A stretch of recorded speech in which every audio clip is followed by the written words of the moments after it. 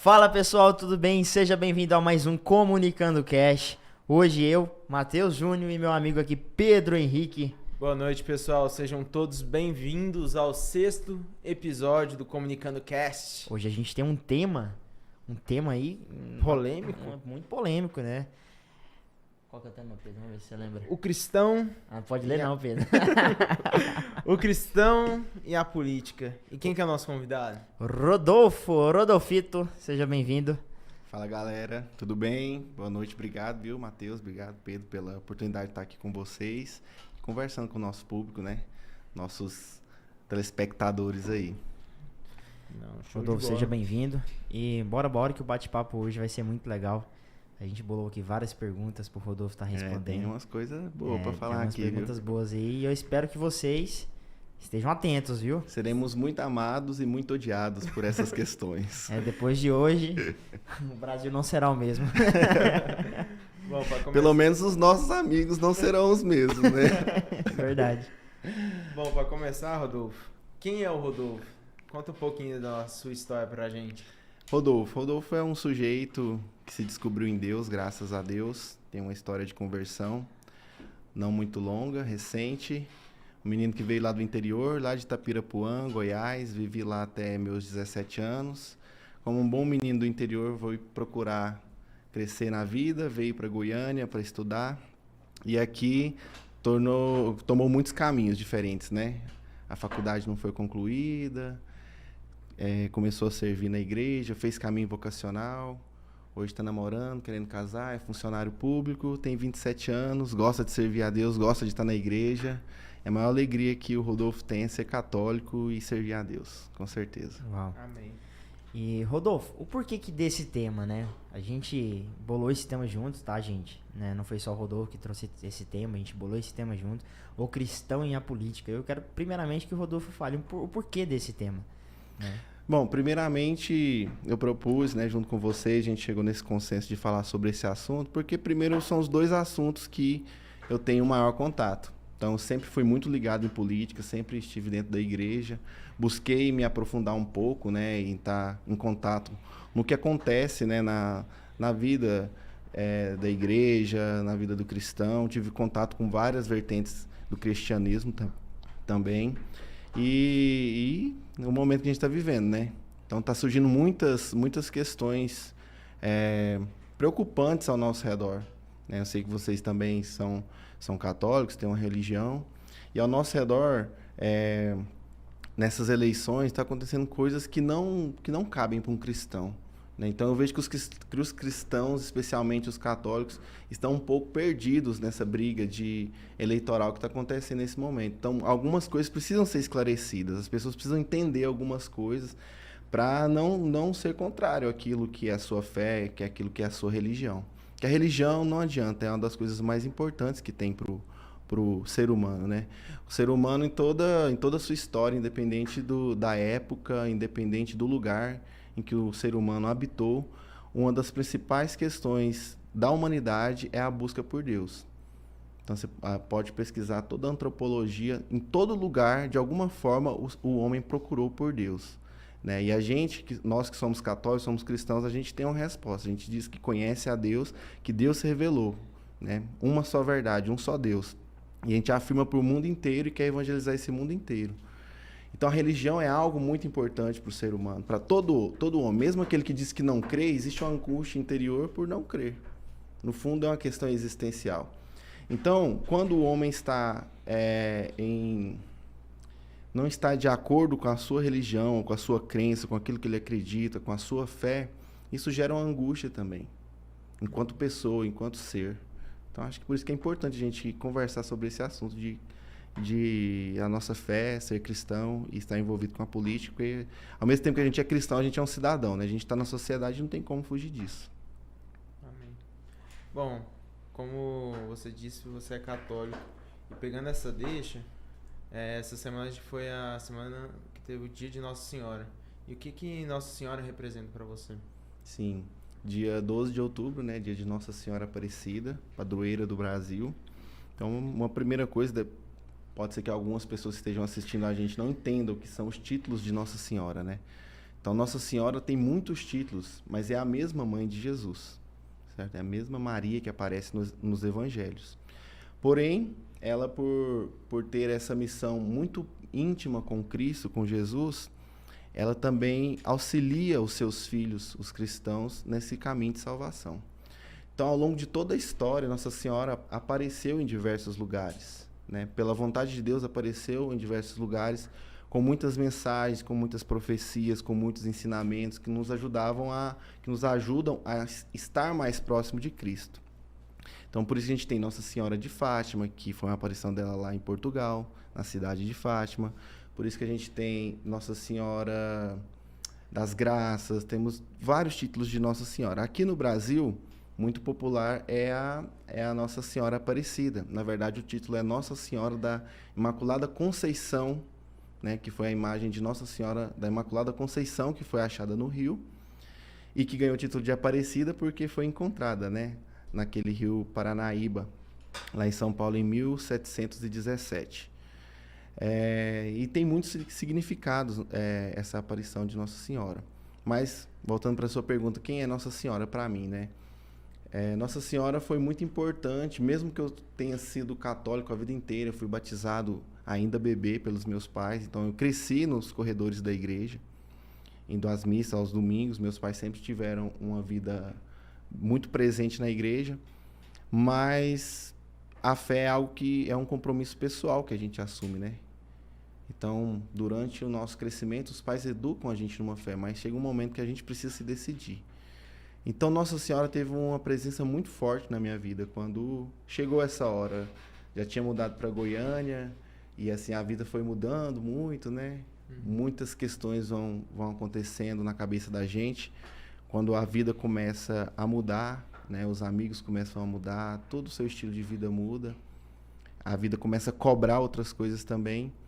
E foi num desses momentos de angústia que eu comecei a rezar o terço, né? Por todas as questões que estavam acontecendo na minha vida naquele momento, eu decidi rezar um terço que eu nem sabia rezar, eu não sabia contemplar os mistérios do terço, do Santo Rosário, mas eu sabia que nas bolinhas grandes a gente rezava o Pai Nosso e nas menores a gente rezava a Ave Maria. Então, mesmo sem contemplar os mistérios, eu comecei a rezar aquele terço diariamente. Isso foi em Itapirapuã ou Já estava aqui em Goiânia. Já aqui em Goiânia. Já aqui em Goiânia. Então foi bem depois. Mas já tinha um processo iniciado lá em Itapirapuã ainda, que foi um momento onde eu estava muito... Aquela busca interior, aquela vontade de conhecer mais Deus, já era grande, e eu comecei a ter bastante contato com a Bíblia. Então, comecei a ler muito a Bíblia.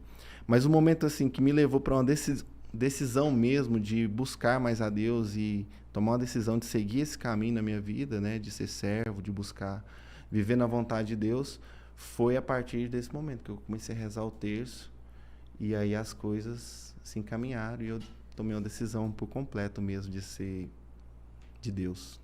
Amém. Uau. Cada pessoa que a gente traz aqui acaba mexendo com a gente de uma forma, sabe?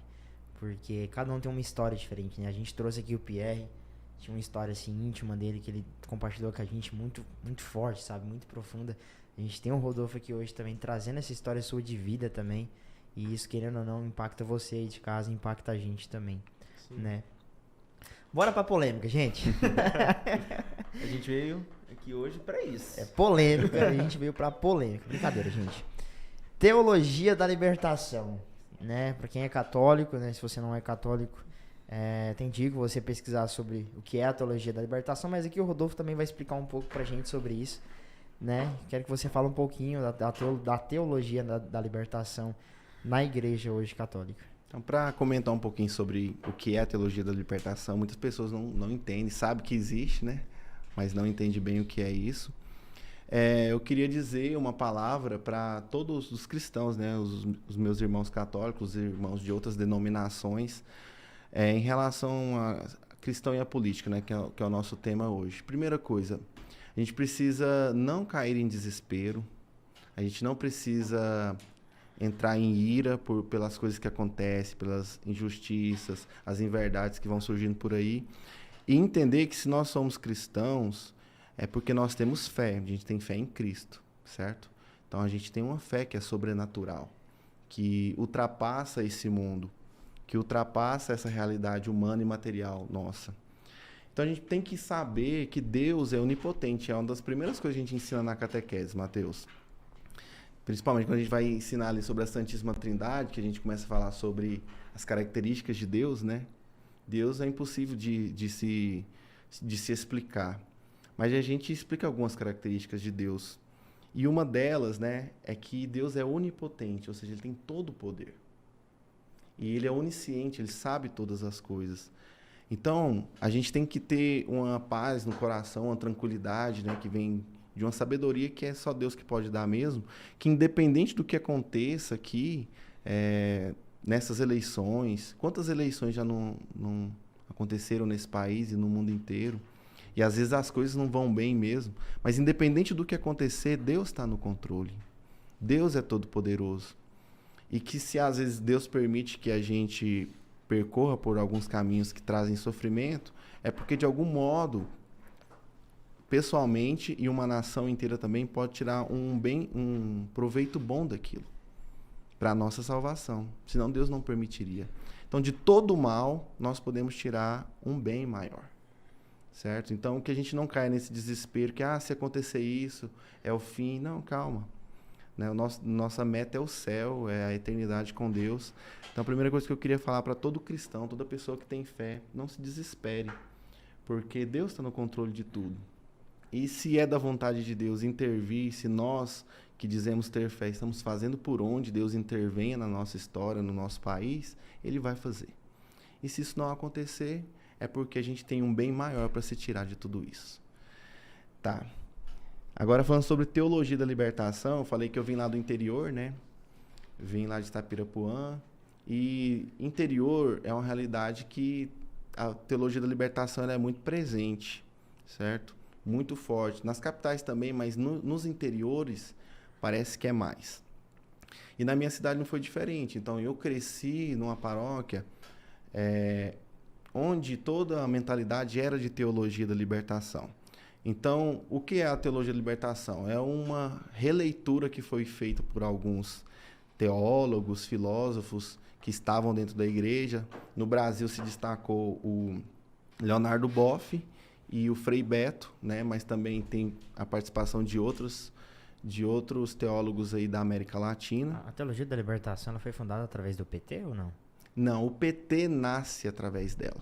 O PT, então, ele nasce através da teologia da libertação. A teologia da libertação foi um braço que ajudou a fazer surgir o PT, porque dentro da releitura que foi feita com a teologia da libertação, criou-se as comunidades eclesiais de base, que eram pequenos grupos, pequenas comunidades, né, nas comunidades rurais, nos centros, nos bairros, onde esses cristãos, esses católicos se reuniam, né, para celebrar a sua fé, para viver a fé, para partilhar da palavra, né, para ter suas causas em comum. E o PT se aproveita desse movimento das comunidades eclesiais de base e usurpa daquele movimento para fazer surgir uma força política, né, que se tornou mais tarde um partido. Então não foi somente através das comunidades eclesiais de base, mas foi um braço muito forte. E tem vídeo do Lula falando sobre isso, né? Ele está num avião e ele comenta sobre que as comunidades eclesiais de base tiveram um papel fundamental na fundação do PT. Certo?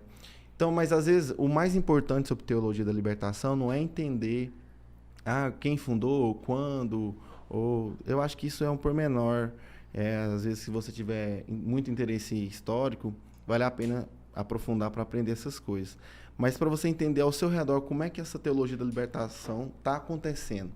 Como que então, ela assim, funciona, né? lembra lá, você, acho que a maioria já teve um contato com isso, você que vai à missa ou que já participou de uma catequese quando era criança ou quando era jovem, aquele catequista, aquele padre que na sua pregação, no seu ensinamento lá dentro da igreja, quando vai falar sobre aquele evangelho da multiplicação dos pães, vocês lembram desse evangelho que Jesus está lá, a multidão está com fome, e eles estavam pregando junto com os apóstolos, e Jesus recebe lá 5 pães e 2 peixes, e dali ele multiplica os pães e todo o povo se alimenta e mata a sua fome, né?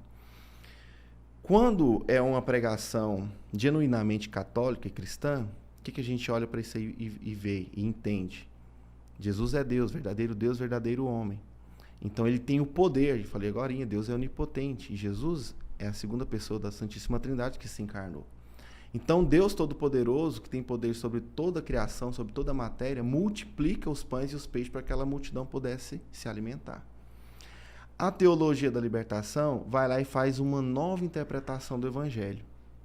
Então ela não é uma ideia, não é um ponto da fé que ela contradiz.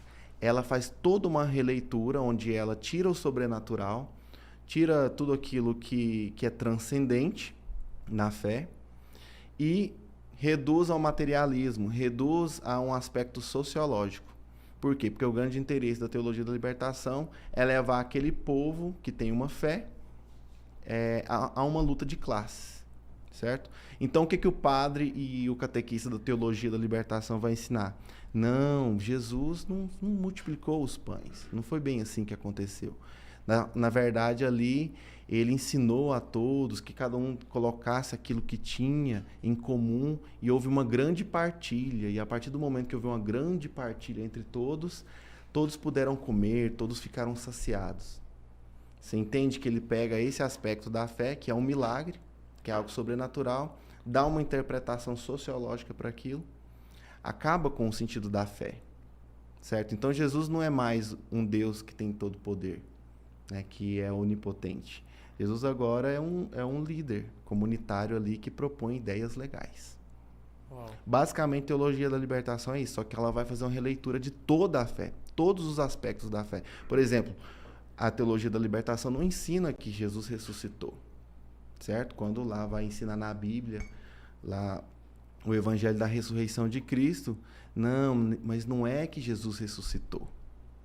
É que as ideias de Cristo, as ideias de amor aos pobres, de proteção das minorias, continua viva nos nossos corações. Você entendeu o discurso, como que funciona? Sim, totalmente diferente. Então já não é Cristo que ressuscita mais e vai para a glória de Deus e promete um dia voltar para buscar a humanidade e fazer o juízo final. Rapaz, se eu ver um petista falando um trem desse pra mim, eu boto ele pra sair da igreja, mas não tem base no trem Mas desse. é o que mais tem, Mateus.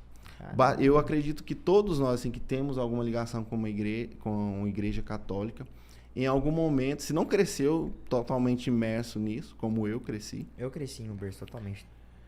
então assim, Desde o padre ainda até as existe, pessoas ainda existe Ministro da esses discursos. Eucaristia, E catequista. por coincidência ou não, né? São essas mesmas pessoas que ensinam isso dentro da igreja que acabam liderando a defesa de um tal candidato aí, né? Sim, pegando essa deixa e passando para o nosso próximo tema. O posicionamento dos padres. Por que alguns padres se posicionam demais e outros deixam de se posicionar? Essa questão dos padres, do clero se posicionar é uma coisa muito complicada. Eu entendo que para a igreja é algo muito complicado de lidar. A primeira coisa que eu entendo, os padres, a primeira obrigação deles não é se posicionar politicamente. Eu entendo que o padre ele é um sacerdote, ele tem uma missão de ser a pessoa de Cristo para salvar as almas. Então eu concordo com isso. Mas na sociedade vai surgindo muitas questões que combatem a nossa fé, né? Que geram intolerância religiosa, que geram perseguição religiosa. Então exige que em alguns momentos os padres se posicionem. E a igreja não permite que seus sacerdotes, o seu clero participe ativamente, diretamente, no sentido de ser candidato, certo? Um padre não... A igreja não permite que os padres sejam candidatos, isso está no direito canônico, né, que é a constituição da igreja, porque isso gera muitos problemas. Imagina que uma autoridade, um bispo, um padre, recomenda o voto em tal candidato, muito abertamente, e vai lá e dá merda com esse candidato. Ele vira um perseguidor, e aí as pessoas vão dizer que eu confiei na palavra da igreja, certo? Então, os pastores, os sacerdotes, eles têm a missão de esclarecer o povo quanto ao sentido da sua fé. E muitos fazem isso com muita sabedoria. Um que eu gostava muito de assistir, falar sobre isso, é falecido hoje, Dom Henrique Soares. Ele não falava de candidato A ou candidato B. Mas quando você ouvia ele colocando os tópicos de como um cristão deve observar os candidatos que estão ali à disposição para que ele pudesse escolher, ficava claro quem a gente deveria. E a situação não está diferente hoje, né? Então, qual que é a questão hoje relacionada à política que mais afeta a nossa questão de fé hoje? Sem dúvida nenhuma, é a questão do aborto, certo? Por isso que a religião está muito hoje em discussão com relação às eleições desse ano. Porque existe um candidato que defende o aborto, sempre defendeu, que é o Lula sempre defendeu o aborto, e o Bolsonaro que, apesar de em algum momento já teve uma opinião um pouco mais relativa sobre o assunto, mas que há muito tempo defende com muita força, com muita determinação, que a vida deve ser protegida desde a concepção. Mas bora lá. Muitos aí estão dizendo que Lula não vai, né? Porque Lula não tentou fazer isso no governo passado. Lula não vai fazer isso agora. O que você tem a dizer sobre isso? A gente tem que olhar o histórico da pessoa, né? Então, assim, por diversas vezes, o Lula, enquanto foi presidente, né, mandou propostas para que ajudasse a legalizar o aborto no país. Não passou, o Congresso rejeitou.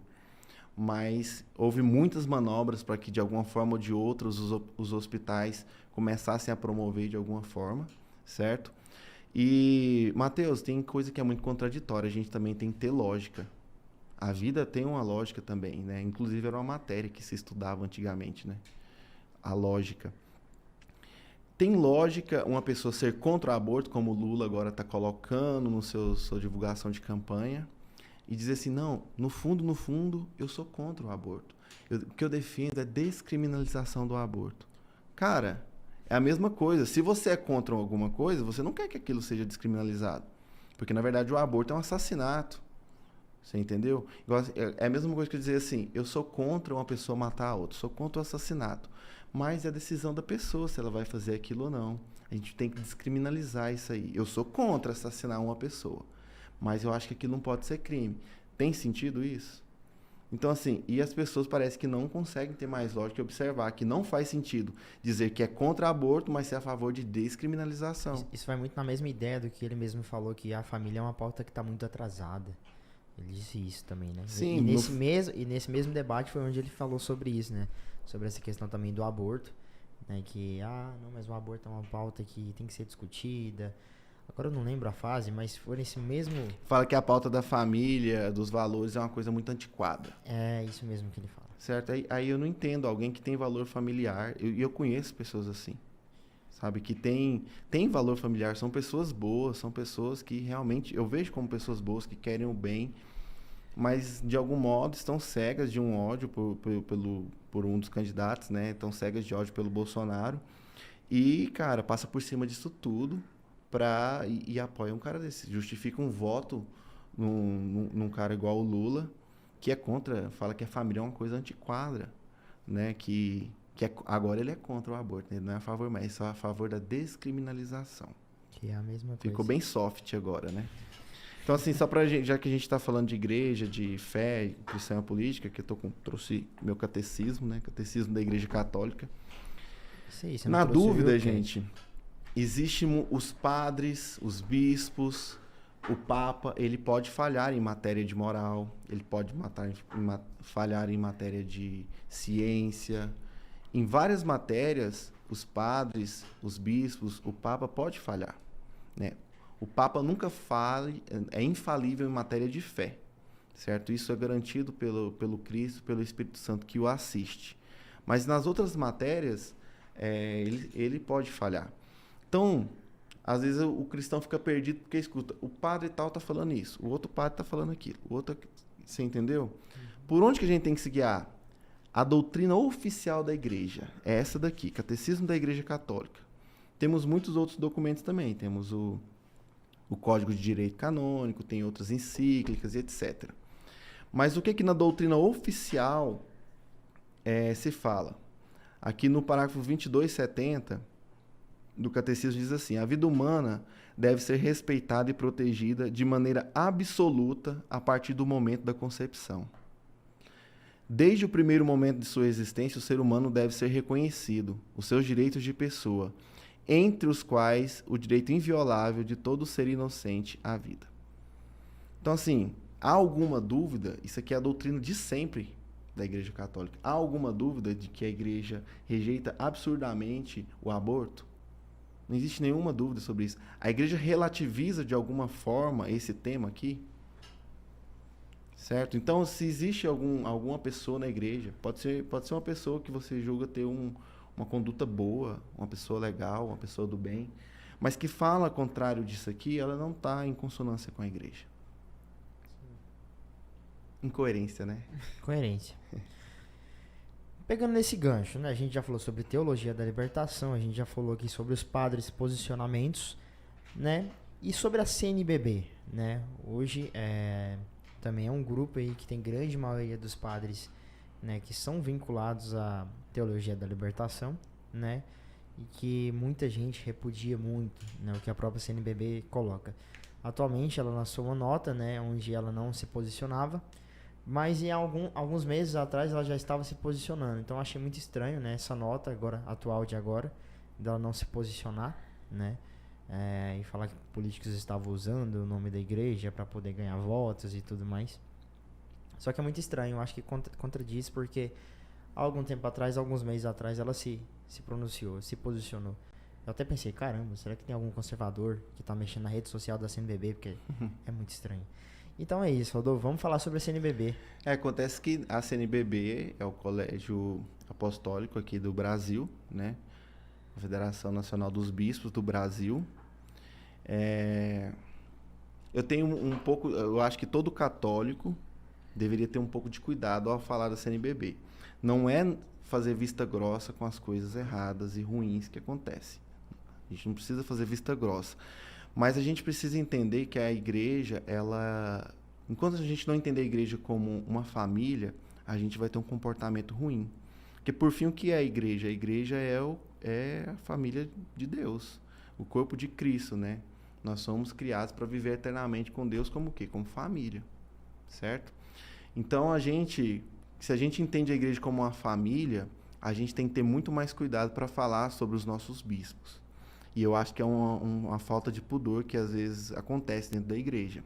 Imagina, por exemplo, na sua casa, você tem um pai, um irmão, um familiar lá de dentro da sua casa que ele é alcoólatra, ou que ele bate na sua mãe. Ou seja, acontece algo muito ruim dentro da sua casa.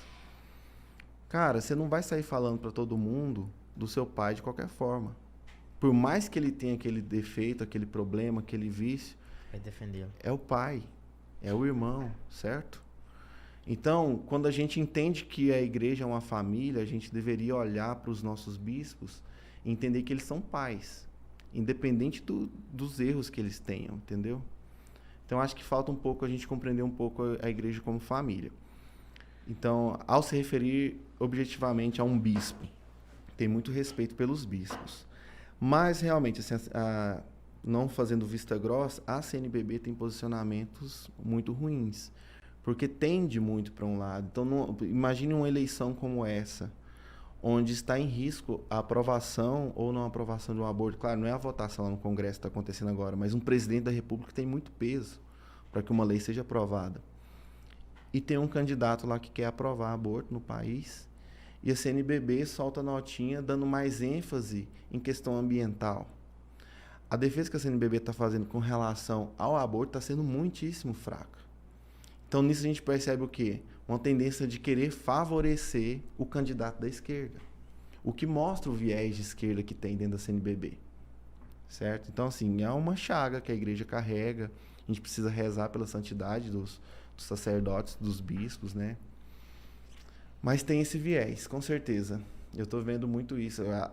As notas que a CNBB solta são em momentos muito específicos, né?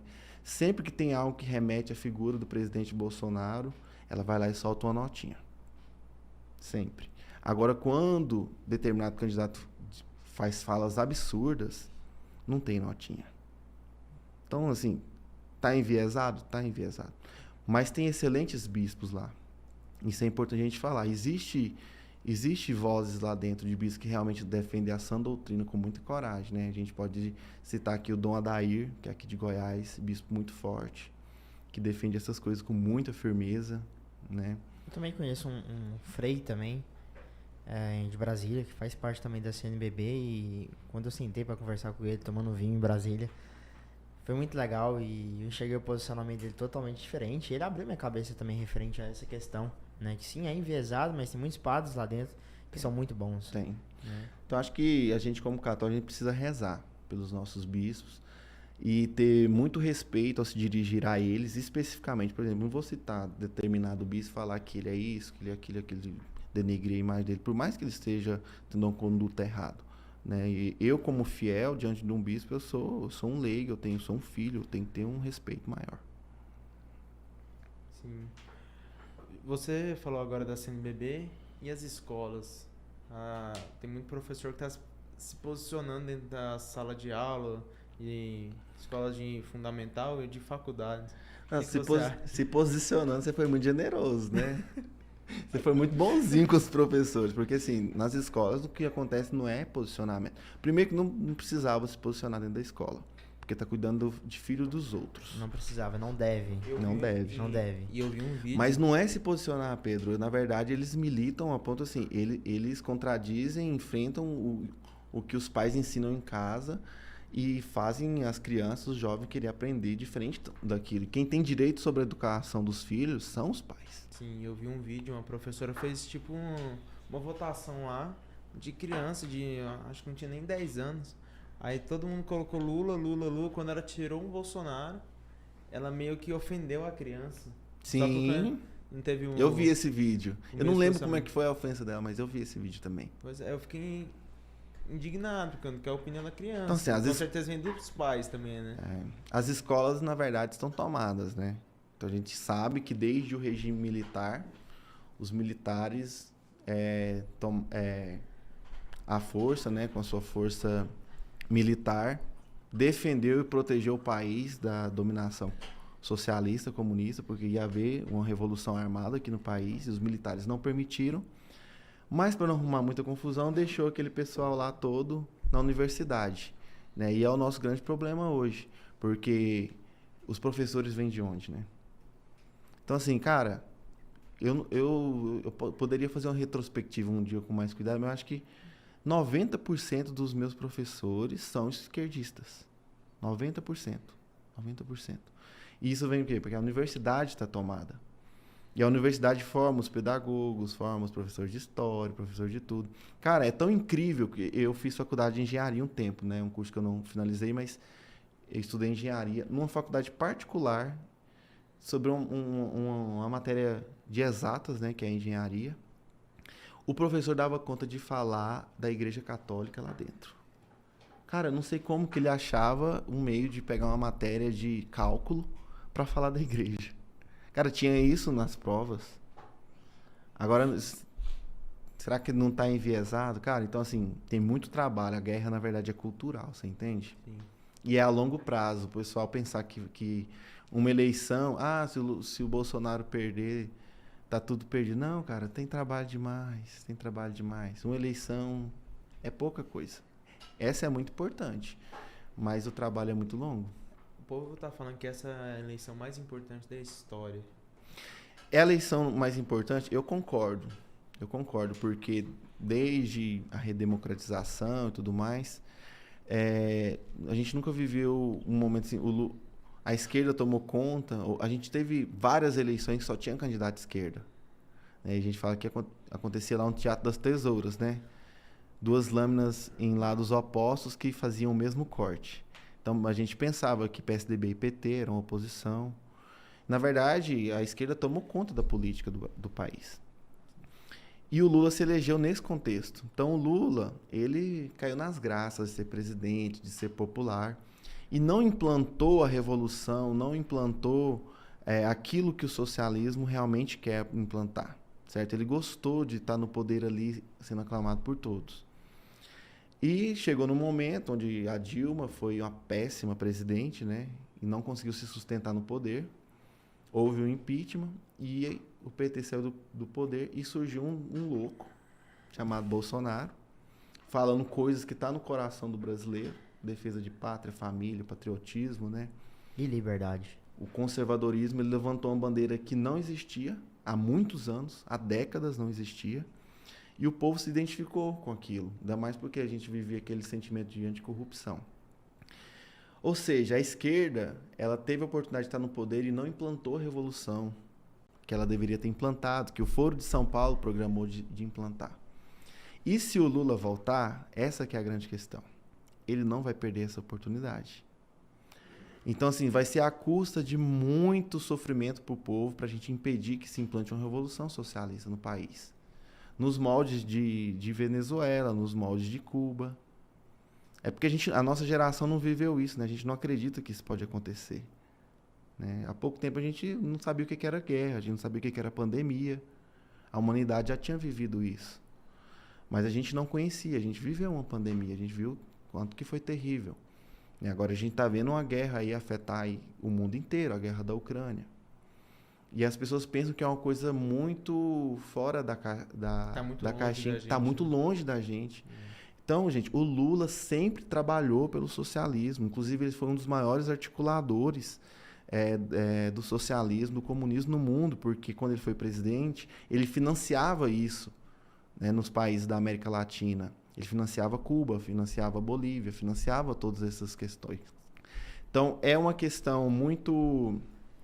É uma eleição mais importante nesse sentido, de que se o Lula e a esquerda voltam para o poder, eles não vão perder a oportunidade de implantar essa revolução. E ele está com sede, viu? Ele está com muito ódio do brasileiro. Verdade, viu? Rodolfo, a gente acabou entrando em um outro assunto, mas voltando nessa questão de escolas, né? Eu vou abrir uma aspas aqui. A gente falou sobre escolas. E aí eu vou falar agora o que aconteceu com uma amiga minha, né? Ela estava em um colégio estadual, em todo o seu ensino fundamental. Em 2018, nas eleições, quando o Bolsonaro foi eleito, finalzinho de 2018, né? Foi isso mesmo, né? Final de 2018, quando o Bolsonaro foi eleito, ela presenciou dentro da sala de aula a professora, né, com a camiseta do PT, dentro da sala de aula, uma professora de história. E ela, jovem, né, militava junto porque a professora manipulava a cabeça dela, né, jovem. Né? E no ensino médio ela foi estudar em um colégio cristão, né, que ambos conhecemos, né, Rodolfo, que é o colégio lá da Sagrada Família. E hoje ela tem uma visão totalmente diferente. Ela olhou pra mim e falou: Matheus, eu fui manipulada por uma professora de história. E essa professora, ela era tão, mas tão petista, que ela ia com a camiseta do PT pra dentro da sala de aula. Então, assim, vamos falar também aqui agora, Rodolfo, sobre os colégios. Colégios enviesados e colégios não enviesados, né? A gente tem colégios cristãos que estão crescendo muito, né? Eu vejo isso tanto aqui no estado de Goiás.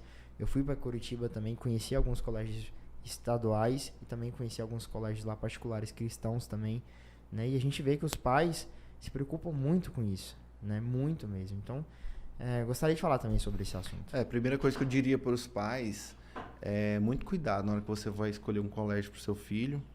Se você tem a oportunidade de pagar por uma educação particular e se encanta pelo fato de ter uma denominação católica. A maioria, isso pode dizer tranquilamente, a maioria dos colégios católicos não é seguro para educar seus filhos. Por quê? Porque não ensinam a verdade da fé. Porque, por fim, né, o cristão, quando busca Deus, ele está procurando a verdade.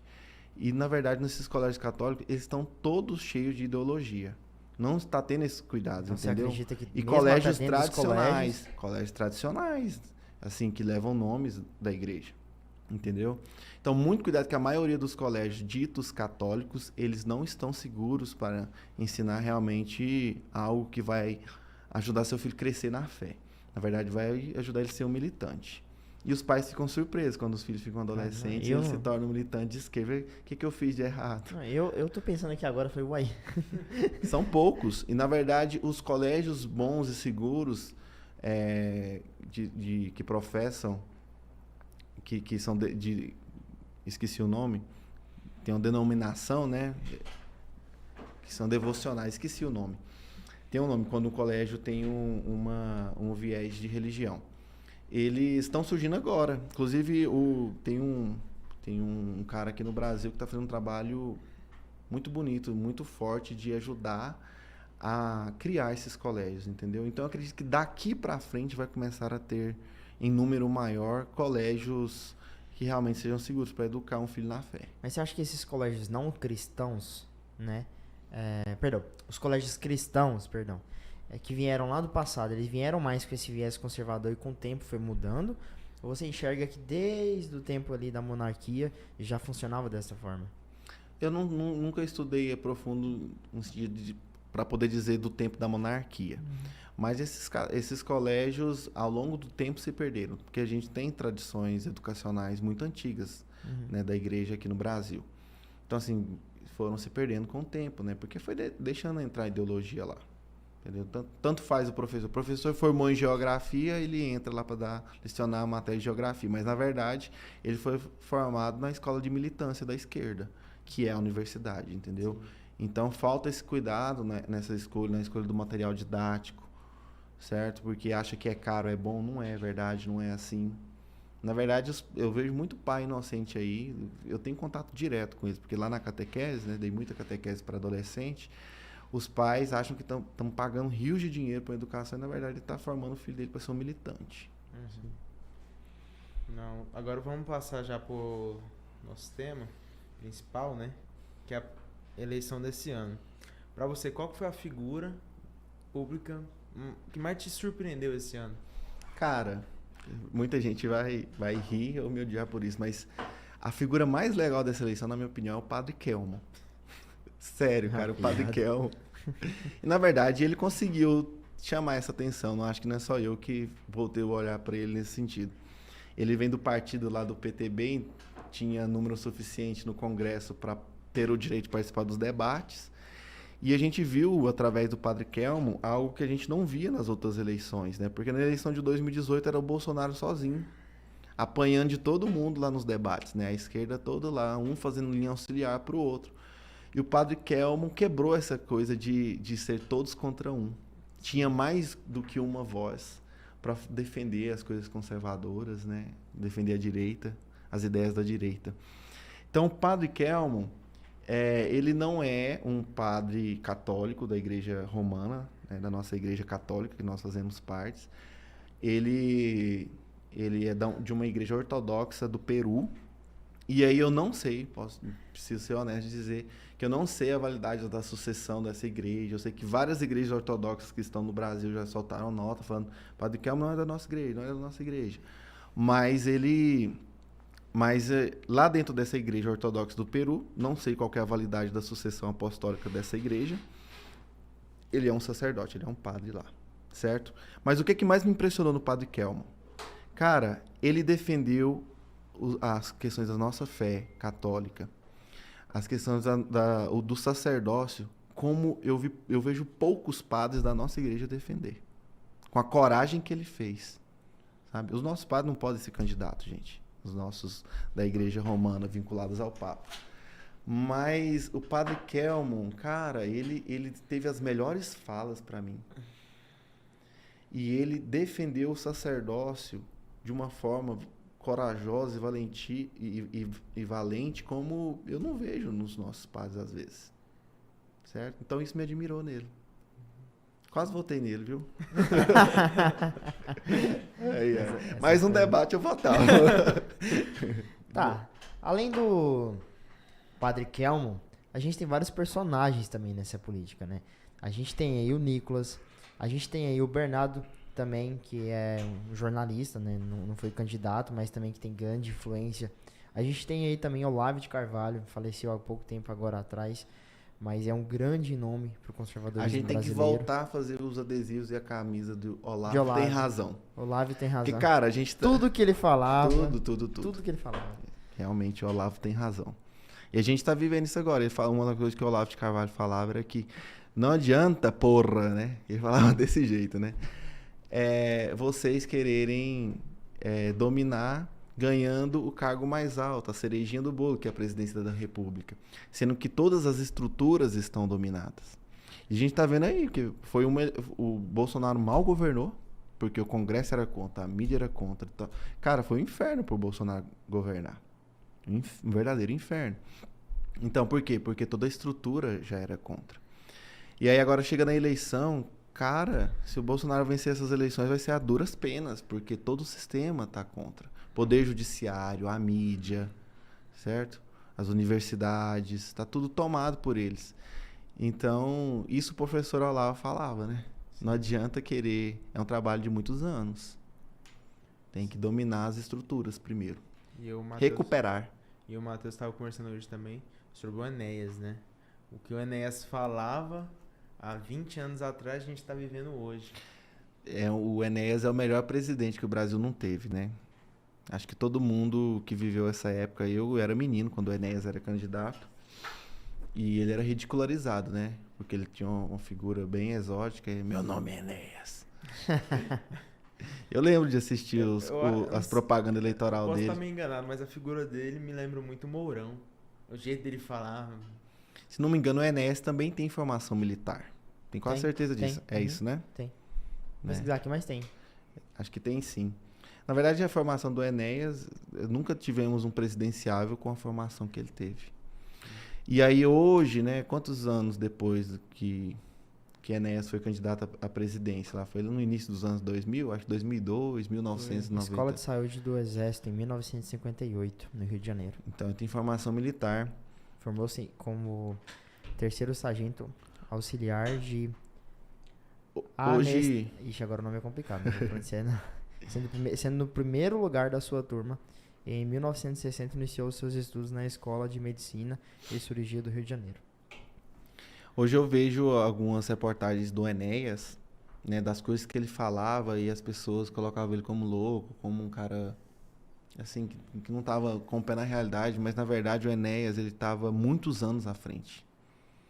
O Enéas enxergava o Brasil de hoje, né? Ele já falava dessas questões da Amazônia, de tudo que tem lá, que um interesse internacional na nossa Amazônia. Cara, quanta coisa o Enéas falava que hoje faz sentido, né? Na verdade, na época ele foi um louco. E das figuras dessa eleição, você citou alguns nomes aí, para mim, Padre Kelmo, obrigado, Padre Kelmo, por você ter vindo candidato. E acho uma vergonha quando vejo um cristão da igreja, cara, vi irmãos meus de caminhada, ridicularizando o Padre Kelmo. Cara, não importa se ele não está na sucessão apostólica, se a igreja dele não está em comunhão com o Papa. A gente não está elegendo o Padre Kelmo, ele não é um candidato para ser o pároco da minha comunidade. Ele não está sendo eleito para ser bispo da minha diocese, não é isso. Na política está lá para ser um político, certo? E o Padre Kelmo, cara, ele trouxe todos os nossos valores. Eu vi pessoas atacando o Padre Kelmo, que defende todos os nossos valores cristãos, e defendendo um marginal sem vergonha, bandido, que é o Lula. Então, assim, cara, que contradição, né? Por favor, YouTube, não nos bana por esse palavrão. Hã? Por favor, YouTube, não nos bana por esse palavrão. Ah, coloca um pi aí, ó. Coloca um pi pra tampar essa parte. O YouTube agora tá... Censurou até a música do Pierre, que o Pierre tocou aqui. O Pierre tocou a música aqui. É o Ministério da Verdade. Eu não concluí o livro ainda não, mas já li a maior parte. 1968? É 68 Agora mesmo. você me pegou, É, né? do George Orwell lá. Eu tô esquecendo o nome do George livro. 1968. Ele fala lá, conta uma história, e lá, muito relacionado com a política, né? E lá tem o Ministério da Verdade, né?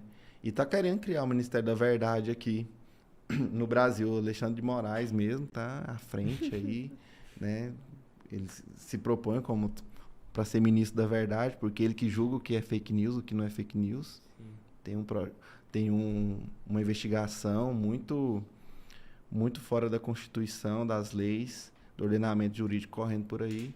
Então, assim, cara, o Brasil está numa situação de perigo mesmo. Mas voltando lá nas figuras dessa eleição, depois do Padre Kelmo, cara, a coisa mais espetacular, na minha opinião, é o Nicolas. Cara, o Nicolas é... Fenomenal. Fenomenal, é um fenômeno mesmo. Gente, vocês ficam achando aí que tem 22, 23 anos? O bicho eu acho que já tem 27 anos, Tem pelo 26 amor de anos. Ele tem 26, ele é um ano mais novo que eu. Pelo amor de Deus, vocês não ficam achando que...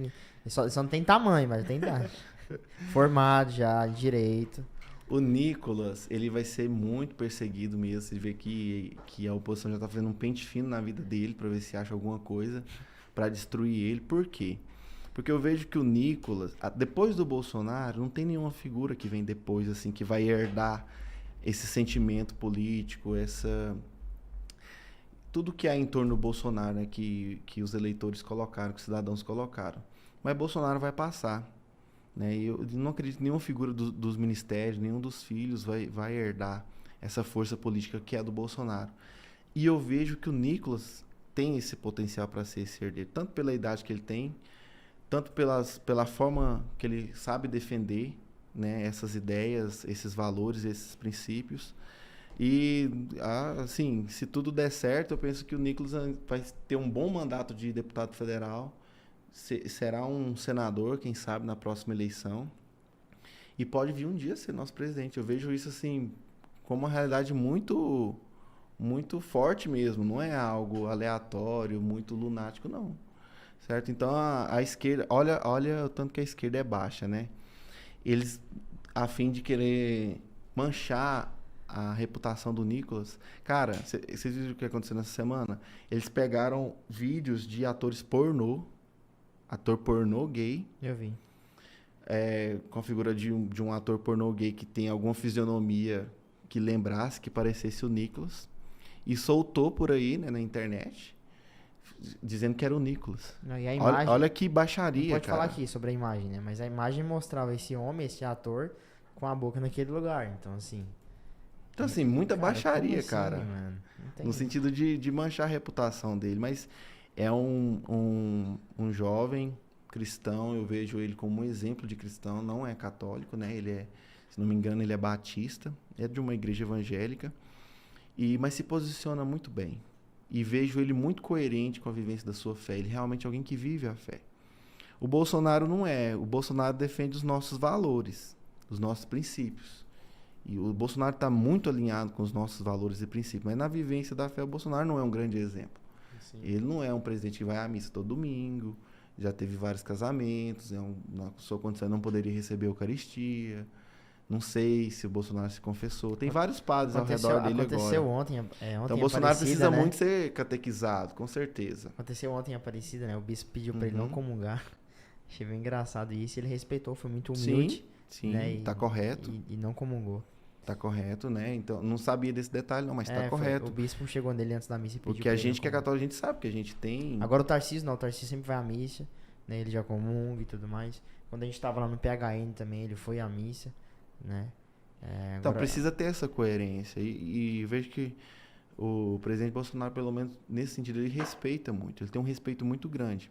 Ele se denomina católico, né? Se declara católico, mas ele não tem essa vivência católica como a gente sabe que deveria, né? Mas, cara, ele defende nossos valores. Pra mim, isso é o mais importante, cara. Eu não tô votando no Bolsonaro pra ser o padre da minha paróquia, não. Não tô defendendo o presidente Bolsonaro pra ser o bispo da minha diocese. A gente tem que entender isso. Não voto pra canonizar o Bolsonaro santo. Não é isso. Certo? Então, eu me identifico muito com ele pelas defesas que ele faz. Uhum. Bom, Queria complementar aqui falando que, citando o Nicolas, a gente tá falando das escolas agora, a luta do Nicolas, onde ele se destacou, começou nas escolas, que ele era muito perseguido no ambiente universitário, no ambiente escolar, ensino médio e tudo mais. E ele combateu bastante nesses ambientes, militava, né, Na faculdade, né? na faculdade e tudo mais. E hoje, o Nicolas, ele é um símbolo de muitos jovens, porque hoje um professor de história, ele não tem mais paz para dar aula, como antigamente. Porque antes um professor de história, filosofia, ele enfiava as merdas dele do jeito que ele queria na cabeça de todo mundo lá, e não tinha uma voz contraditória, não tinha uma voz que se levantava. E assim como o Nicolas foi uma voz que se levantou, hoje em toda sala de aula, hoje tem um aluno que se levanta e fala, cara, professor, isso aqui não é verdade, isso aqui não é desse jeito, não. Antigamente não tinha isso. Não né? tinha. No meu tempo de colégio não tinha isso. Mas hoje sempre vai ter um ou outro ali que vai... Se o professor ele cair pro lado dali errado, o aluno vai questionar. Fica o convite pro Nicolas, né? Um dia vir aqui a Goiânia, Vem sentar no- aqui com vem aqui no vocês, Comunicando sentar Cast, com vocês né? aqui Eu conheci pra o bater Nicolas, um papo. Claro que o Nicolas não vai lembrar de mim, né? Mas conheci ele em Brasília, a gente tem foto junto, vou até colocar aqui do lado. Ele já pode começar a campanha presidencial, tá? Então, Não, Goiás vota. Teve 1,5 milhão de votos, pô. 1,5 milhão agora. 1.492.000. É uma votos. inspiração pra mim, com certeza, o Nicolas. com certeza, cara. E você muito falou massa. dele ser possivelmente um dos nossos futuros presidentes. Quem que você vê na sucessão aí do Bolsonaro que pode ser apoiado por ele? Cara, Deus abençoando que o Bolsonaro consiga se reeleger. Tem vários nomes, assim, que eu acho que podem vir depois dele, né? Que podem representar bem. Primeiro no seu ministério, né? Eu acho que o nome mais próximo dele e que caiu na graça do bolsonarismo foi o Tarcísio. Tarcísio com certeza vai ser eleito lá em São Paulo. E Damares? E ele é muito competente. A Damares, eu acho que é uma das ministras mais queridas dos bolsonaristas. Talvez até mais que o Tarcísio. O negócio que o trabalho do Tarcísio ele é muito visível, né? Ele trabalha com infraestrutura, então o asfalto a gente vê muito fácil, né? A ponte, as coisas de infraestrutura é muito visível para um lugar onde essa estrutura chega. O trabalho da Damares, ele é muito de bastidores, né? Direitos Defesa humanos, da né? mulher, direitos humanos. Então, às vezes o trabalho dela não é tão visto. E o Zema? Romeu Zema, eu acho que ele é um bolsonarista que No fundo, que caiu na infelicidade de surgir através de um partido que eu acho que não tem o tamanho que ele tem. O Zema que faz o partido dele ser grande. Não é o partido que faz o Zema Isso, ser grande. e na verdade, o Partido Novo, que é o partido dele, ele ficou muito parecido com o PT durante o mandato do Bolsonaro. Era uma oposição ferrenha que ele não dava para distinguir, tinha hora o Novo do PT e do PSOL, certo? Na forma como fazia, tá? E essa coisa de assinar impeachment, essas coisas, foi horrível o posicionamento do partido, muito pela figura máxima que ele tinha, que era o João Amoedo, né? Mas o João Inclusive Amoedo perdeu hoje, muitos filiados o o Partido João Novo. Amoedo, hoje ele não tá na direção Mas o Zema seria do Novo. um grande presidente. Eu acredito que seria um grande presidente. Eu acho que não, o Bolsonaro não erraria se indicasse ele para ser um sucessor. Também não.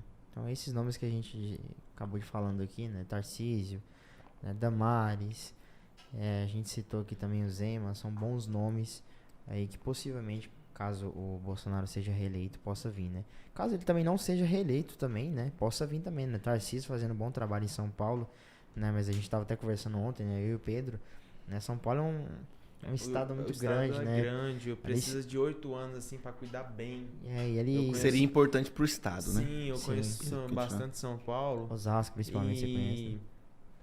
Falta aquele cuidado maior. O João Dória ficou 3 anos na prefeito de São Paulo, saiu para candidatar para governo. Ficou 3 anos também Não, lembra, no primeiro ano que saiu para tentar candidatar à presidência. no primeiro ano que o Dória tava ali sem pandemia, não conseguiu fazer muita coisa. Né? Sim, O próprio aí Estado veio respondeu isso. O sucessor do Rodrigo Dória, Garcia. Não. É o Rodrigo Garcia. Não, Bruno Covas, na Bruno- prefeitura, você tá isso, falando, né? O Bruno Bruno Covas. Covas. Prefeitura de São Paulo. faleceu. Aí ele ficou 1 ano, ficou mais 2 anos e veio a falecer. Então falta aquele governo duradouro em São Paulo. É importante, Em né? Barueri, por exemplo, tem o governo o prefeito é do Partido Novo. E é que já vem há 2 mandatos, se não me engano. E é uma cidade que evoluiu demais. Eu acredito que o Tarcísio vai fazer um grande trabalho lá. É importante para São Paulo mesmo. Sim. Então, assim, tem bons quadros, até não sei se a figura política é muito importante, assim, o sentimento que o político provoca. Eu acho que o presidente precisa disso. É por isso que o pessoal fica falando, é populismo. Cara, o líder de uma nação, ele tem que provocar esse sentimento nas pessoas. Se unir uma nação em torno de um propósito, não tem como se essa figura não te move num sentimento.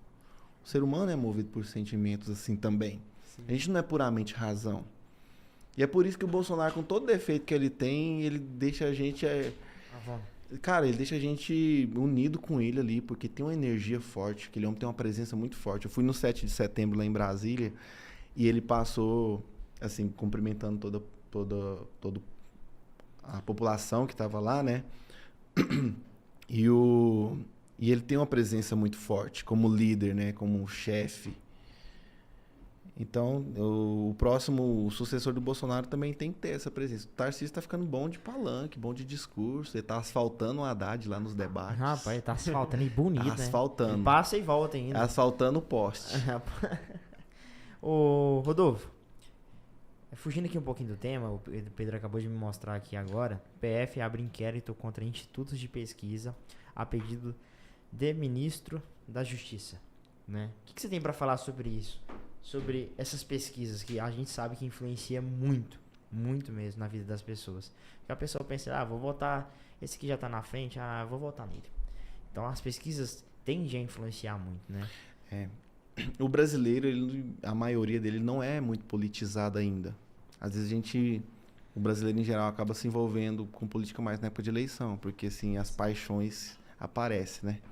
Os candidatos também aparecem. Né, exatamente. E também a gente tá falando, né? Quem vai eleger agora o Bolsonaro ou o Lula são essas pessoas que não são politizadas. São essas pessoas que vão eleger o Bolsonaro ou o Lula. É esse voto que está sendo disputado.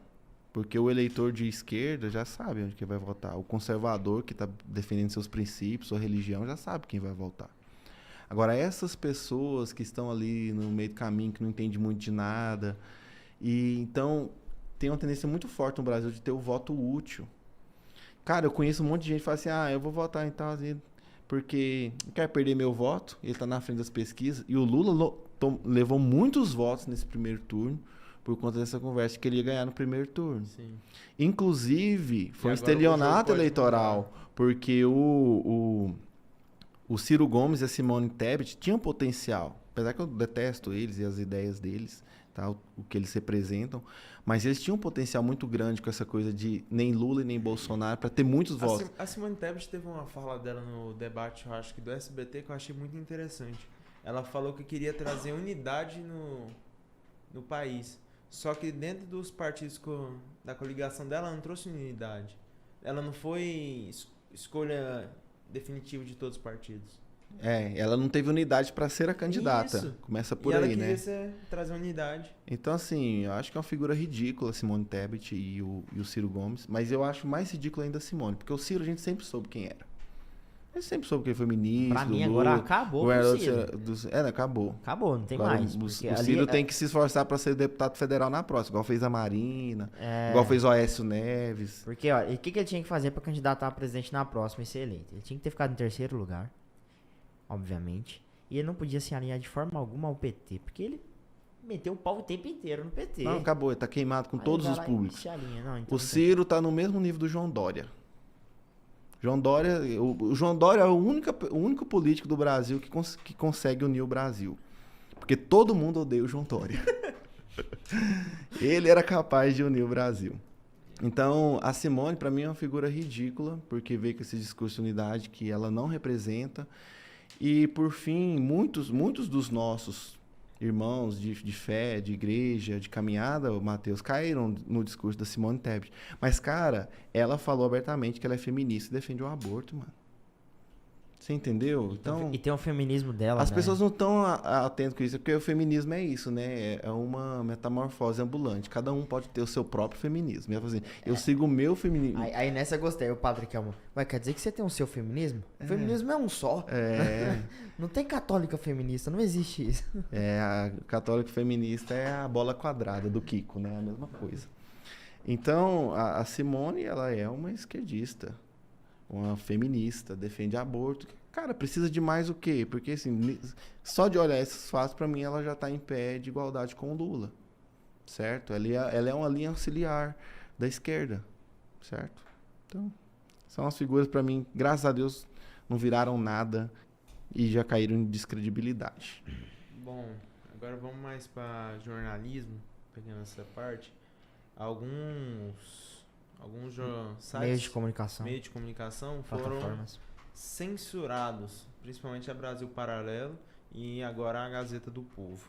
O que você acha dessa censura sendo...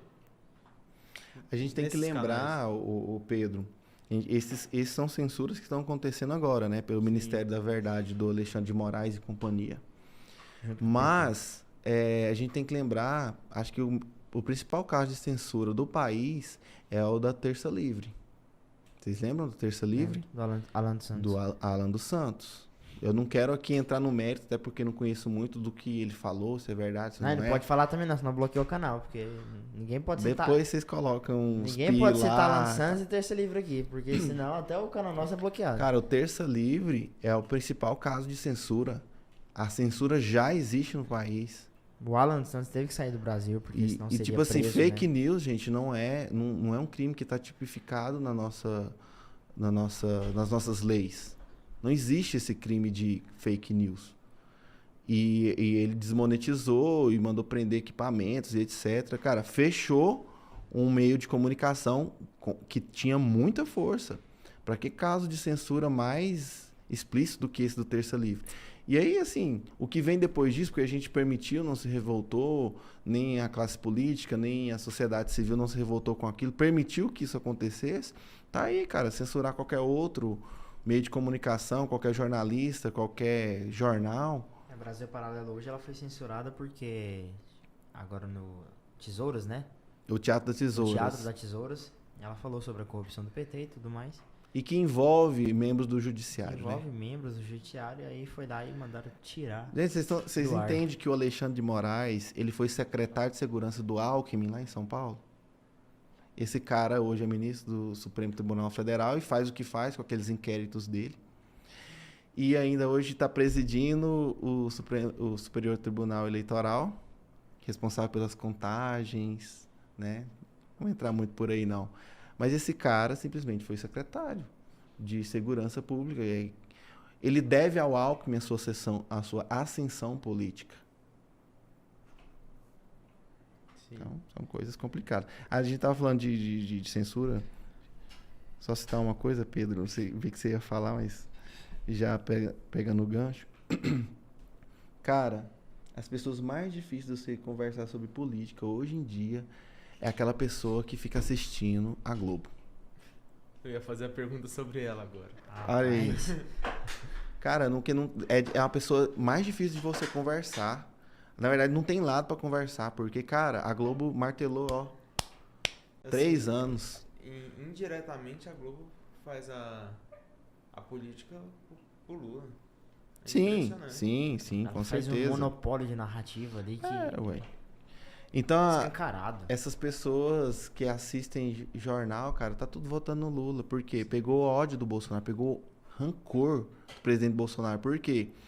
Bolsonaro não tem papas na língua, falou muita coisa desnecessária, né? Caiu nas provocações dos jornalistas, deu muita munição. Então, a televisão faz recortes ali e fica o tempo inteiro lá, né? Bolsonaro, e daí? Não sou coveiro, e daí? Não sou coveiro, e daí? Não sou coveiro. A pessoa escuta isso dia e noite nos jornais. Dia e noite, né?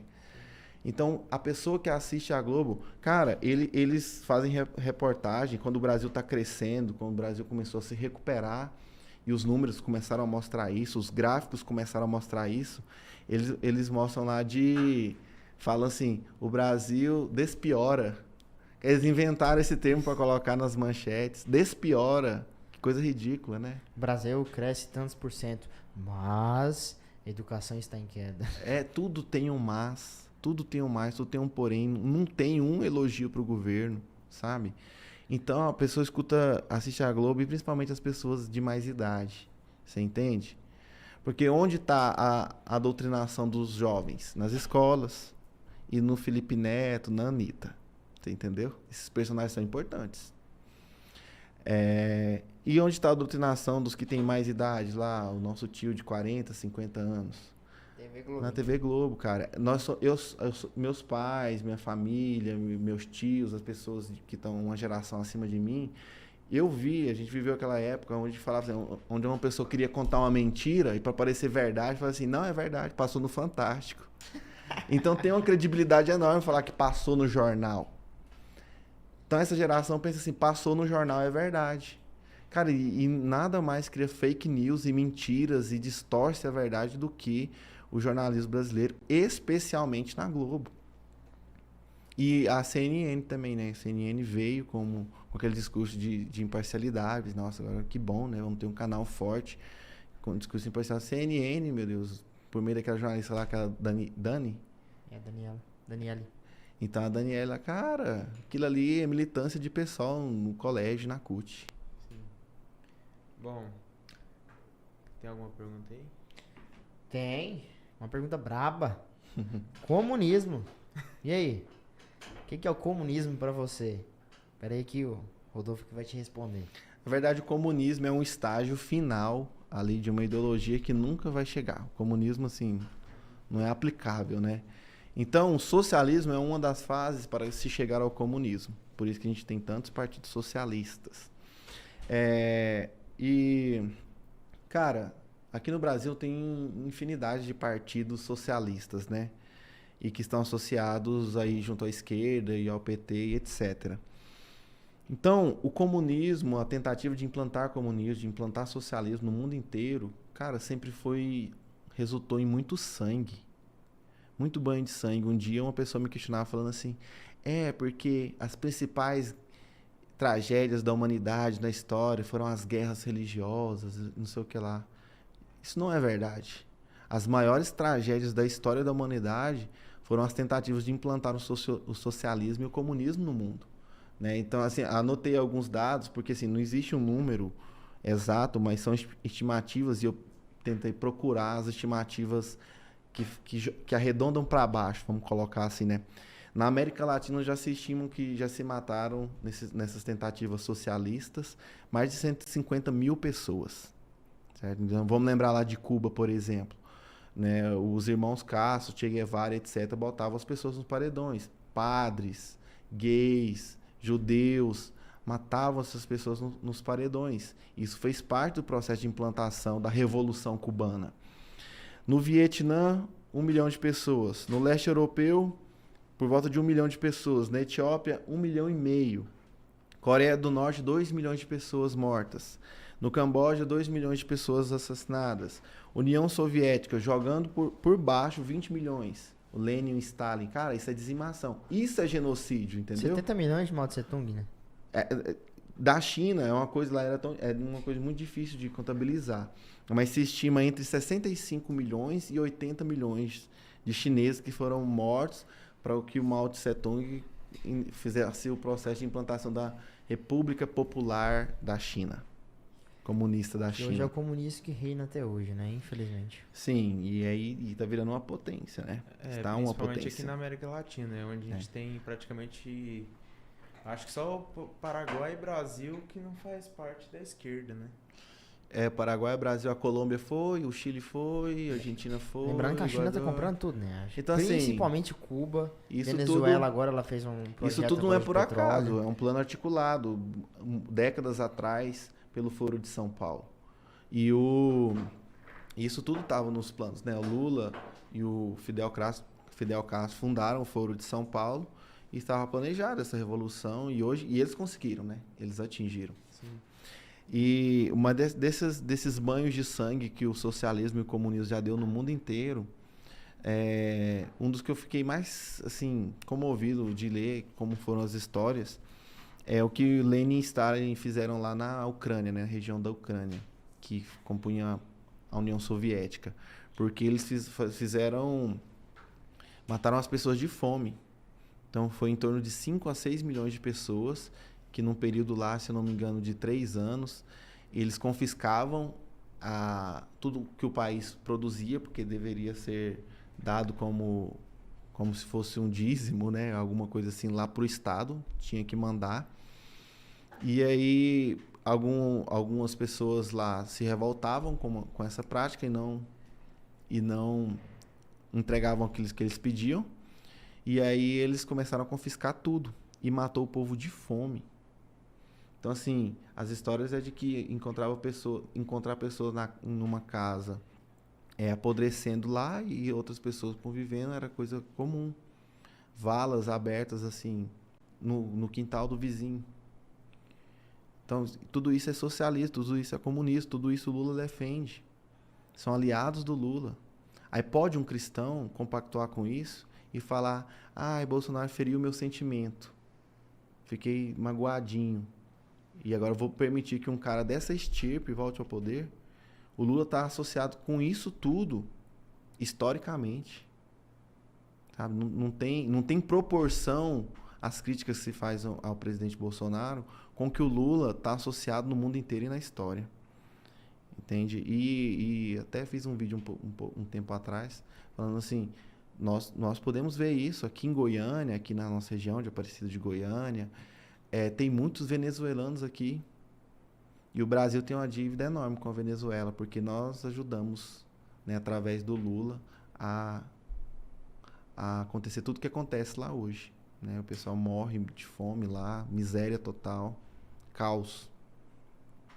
Sim, e você falando de caos, e o Matheus falou também da China querendo comprar todo mundo.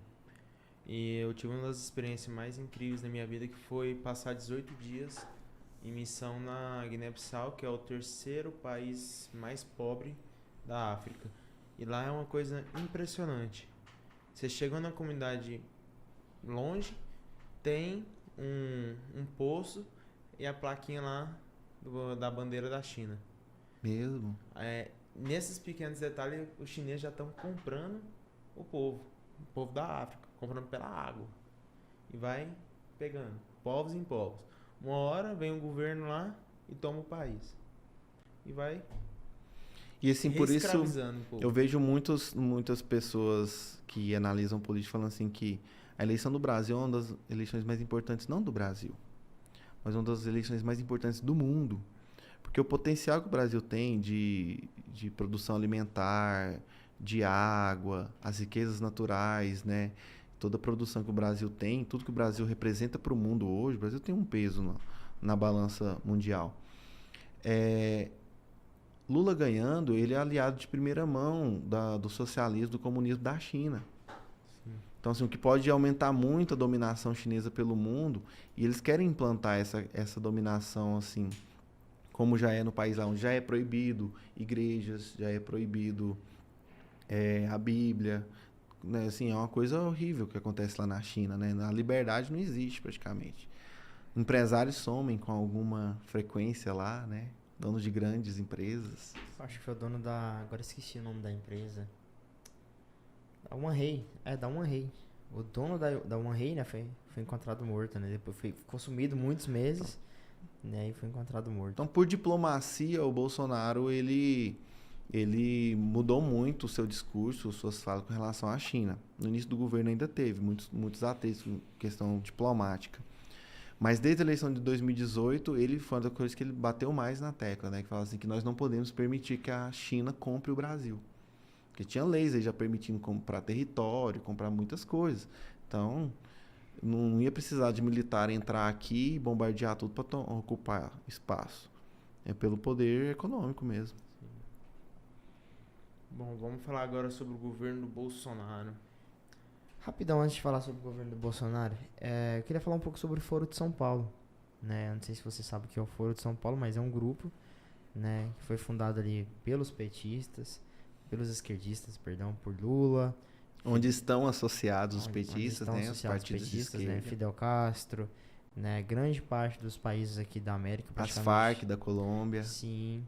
Então, para que você entenda mais, né? Em 2002, o Lula não assumia que fazia parte do Foro de São Paulo, tá? Tem notícias comprovando e tudo mais. Em 2011 ou foi em 2012, ele deu uma entrevista pro Foro de São Paulo, ali assumindo que ele fazia parte do Foro de São Paulo, né? Lembrando que Venezuela também já fazia parte do Foro de São Paulo, vários países, Equador, Colômbia, Argentina, Cuba. Então, Rodolfo, fale mais um pouco pra gente sobre o Foro de São Paulo, sobre...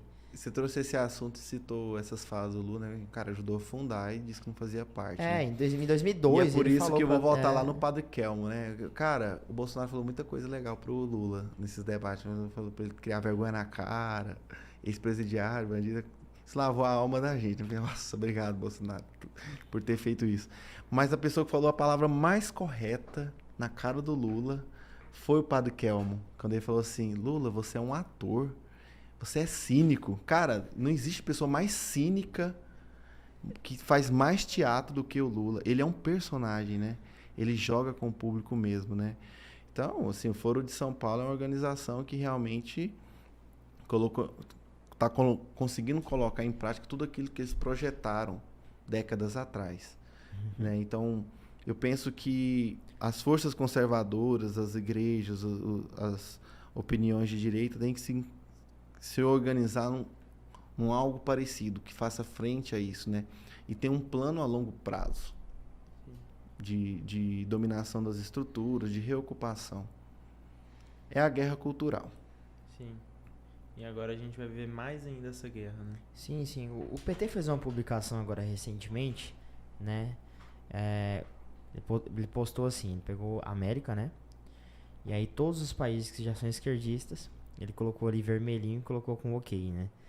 E aí os países que não eram, deixou ele carregando. E aí falou assim, o mundo... Eu mostrei a frase pro Rodolfo. Qual foi a frase, Rodolfo? Você lembra? Naquela publicação. Enfim, era uma frase positiva. E aí a gente vai lá e pega. A gente pega Cuba, né? A gente pega Venezuela, que é governada por um homem comunista, declarado comunista, né? E aí você vê o PT falando, tomare que o Lula ganhe, para que a gente possa unir a todos os outros países que já estão com a gente, né? O Foro de São Paulo. Então, e aí você vê, quando você olha para Venezuela, aí quando você olha para Argentina, agora da pandemia, que mandou todo mundo ficar em casa, imprimiu dinheiro à beça, coisa que o Lula falou. O Lula falou, o Bolsonaro tá errado, Paulo Guedes tá errado, tem que imprimir dinheiro. Todo mundo sabe o que acontece quando o país começa a imprimir dinheiro, gera inflação. Se Argentina, tá aí a Argentina tá aí. 100% de inflação. Voltando aqui num assunto de um cristão e a política, né? A gente já falou bastante de política e eleições. Eu queria que o católico, que deve entender que a sua doutrina, a sua fé está explícita aqui no Catecismo da Igreja Católica, lá quando a igreja vai falar sobre o 4º mandamento, que é honrar pai e mãe, ele vai fazer uma grande catequese sobre a autoridade, né? Porque o que não é os pais para nós não é autoridade. Então esse mandamento ele vai muito além do honrar, respeitar pai e mãe. Tem toda uma reflexão e compromisso em relação à autoridade. No parágrafo 22, onde diz assim, não é opinião de padre, de bispo não, tá, gente? Catecismo da igreja. A comunidade política tem o dever de honrar a família e de assisti-la e de lhe garantir sobretudo. Agora vamos ver alguns tópicos, né? Honrar a família, gente, não é chamar ela de pauta antiquada, não. Não combina honrar a família com pauta antiquada. Então, garantir, sobretudo, o direito de se constituir, de ter filhos e educá-los de acordo com suas próprias convicções morais e religiosas. Isso não acontece mais no nosso país. Primeiro, que o homeschooling é uma causa perseguida, não está perfeitamente regulamentado ainda, houve avanços, porém, parece que hoje o direito de educar é das escolas, quando, na verdade, o direito de educar são dos pais. Então, a igreja fala sobre isso aqui no 4º mandamento. O direito de se constituir, de ter filhos e educá-los de acordo com as suas próprias convicções morais e religiosas. Então, quem vai contra isso? Lula, certo? A proteção da estabilidade do vínculo conjugal e da instituição familiar. A liberdade de professar a própria fé, de transmiti-la, de educar nelas os filhos, com os meios e instituições necessárias. O direito à propriedade privada. O direito à propriedade privada. Quem é que defende propriedade privada no cenário eleitoral de hoje? A liberdade de empreendimento, ao trabalho, à moradia e à imigração. Então, a gente vê aqui que as coisas que a igreja defende na sua doutrina, gente, estão de acordo muito mais com o candidato Bolsonaro. Não tem por que um católico se apegar em sentimentozinhos de não gosto dele, ele é grosso, ele é isso. São coisas ridículas perante do que está em jogo, entende? Então, o cristão, ele precisa se atentar, abrir o olho para isso. Não se fazer de cego. Sim. Agora vamos falar do governo Bolsonaro. Propaganda eleitoral está se mostrando muita fraude em todos os tipos, fake news, entre outros. O que você acha disso? Cara, a propaganda eleitoral tem um peso muito grande, porque tem pessoas que não têm acesso ao WhatsApp, Facebook, tem pessoas muito simples ainda, que não dominam esses meios. Então, a propaganda eleitoral ela tem um impacto muito grande. Então, cara, quando a gente vê a propaganda do Lula colocando lá que o Bolsonaro zombou das pessoas que estavam com falta de ar durante o Covid. Cara, isso é uma fake news. Isso é uma fake news. Todo mundo sabe que naquele momento, por exemplo, ele estava criticando a recomendação do ministro Mandetta, da época, que mandava as pessoas esperarem em casa, sentir algum tipo de... Se sentirem falta de ar, que aí elas procurassem um hospital. Então ele estava criticando esse momento e falou assim, e se você chegar e sentir e vai pro hospital, chegar lá vai fazer o quê? Vai ser entubado. Então eles recortam essa parte e falam que ele estava zombando das pessoas que estavam sentindo falta de ar durante o período Covid. Isso é ou não é uma fake news? E algo é feito contra isso? Né? As entidades do Ministério da Verdade que tem no Brasil agora? Nada é feito. Então, assim, eu acredito que existe muito estelionato eleitoral acontecendo através disso aí, entendeu? Tem desinformação dos dois lados? Tem. Não digo das campanhas políticas do próprio presidente ou da sua campanha, né, da sua coligação, etc. Mas eu já vi também coisas ridículas que às vezes os bolsonaristas postam. Então eu peço assim, se a gente quer votar num presidente que defende o lema de conhecereis a verdade vos libertará, a gente também tem que ser fiel nessa verdade. Né? Então acho que não há necessidade de inventar mentiras para mostrar o quanto é terrível o outro candidato, lá o Lula. Não é difícil, pode usar a verdade para mostrar isso. A verdade se impõe. Eu acredito muito nisso. Que demore um mês, ou um ano, ou 10 anos, a verdade se impõe. Fraude nessas eleições, Rodolfo. Você acha que há fraudes? Cara, eu não... Você acha que há necessidade da gente se preocupar com fraude agora nesse segundo turno? Eu acho turno? que é um assunto que nesse momento não é o mais importante. Porque, assim, que o nosso sistema ele é passível de fraudes, todo mundo sabe que é. Essa conversa de que urna eletrônica é impossível fraudar, não é verdade. Isso está mais do que comprovado, né? Então são mentiras que são repetidas para que as pessoas realmente confiem cegamente no sistema eleitoral, mas não é verdade. Mas acho que não é um assunto que está no nosso alcance, entende? Então acho que quem tem que preocupar isso lá é o presidente Bolsonaro, os ministros, a cúpula das Forças Armadas, porque se alguém pode fazer algo contra isso hoje, diante do judiciário que a gente tem, são essas pessoas que estão lá em cima, que sabem muito mais dos bastidores, do que acontece por trás, tem muito mais informações do que a gente. Acho que a gente tem que preocupar com isso agora, não. A gente tem que preocupar agora em ir votar, certo? A gente tem que ser maior. Imagina que tem um algoritmo lá, igual eu vi muito na internet lá, que foi muito suspeita a forma como a apuração se deu, né, do primeiro turno.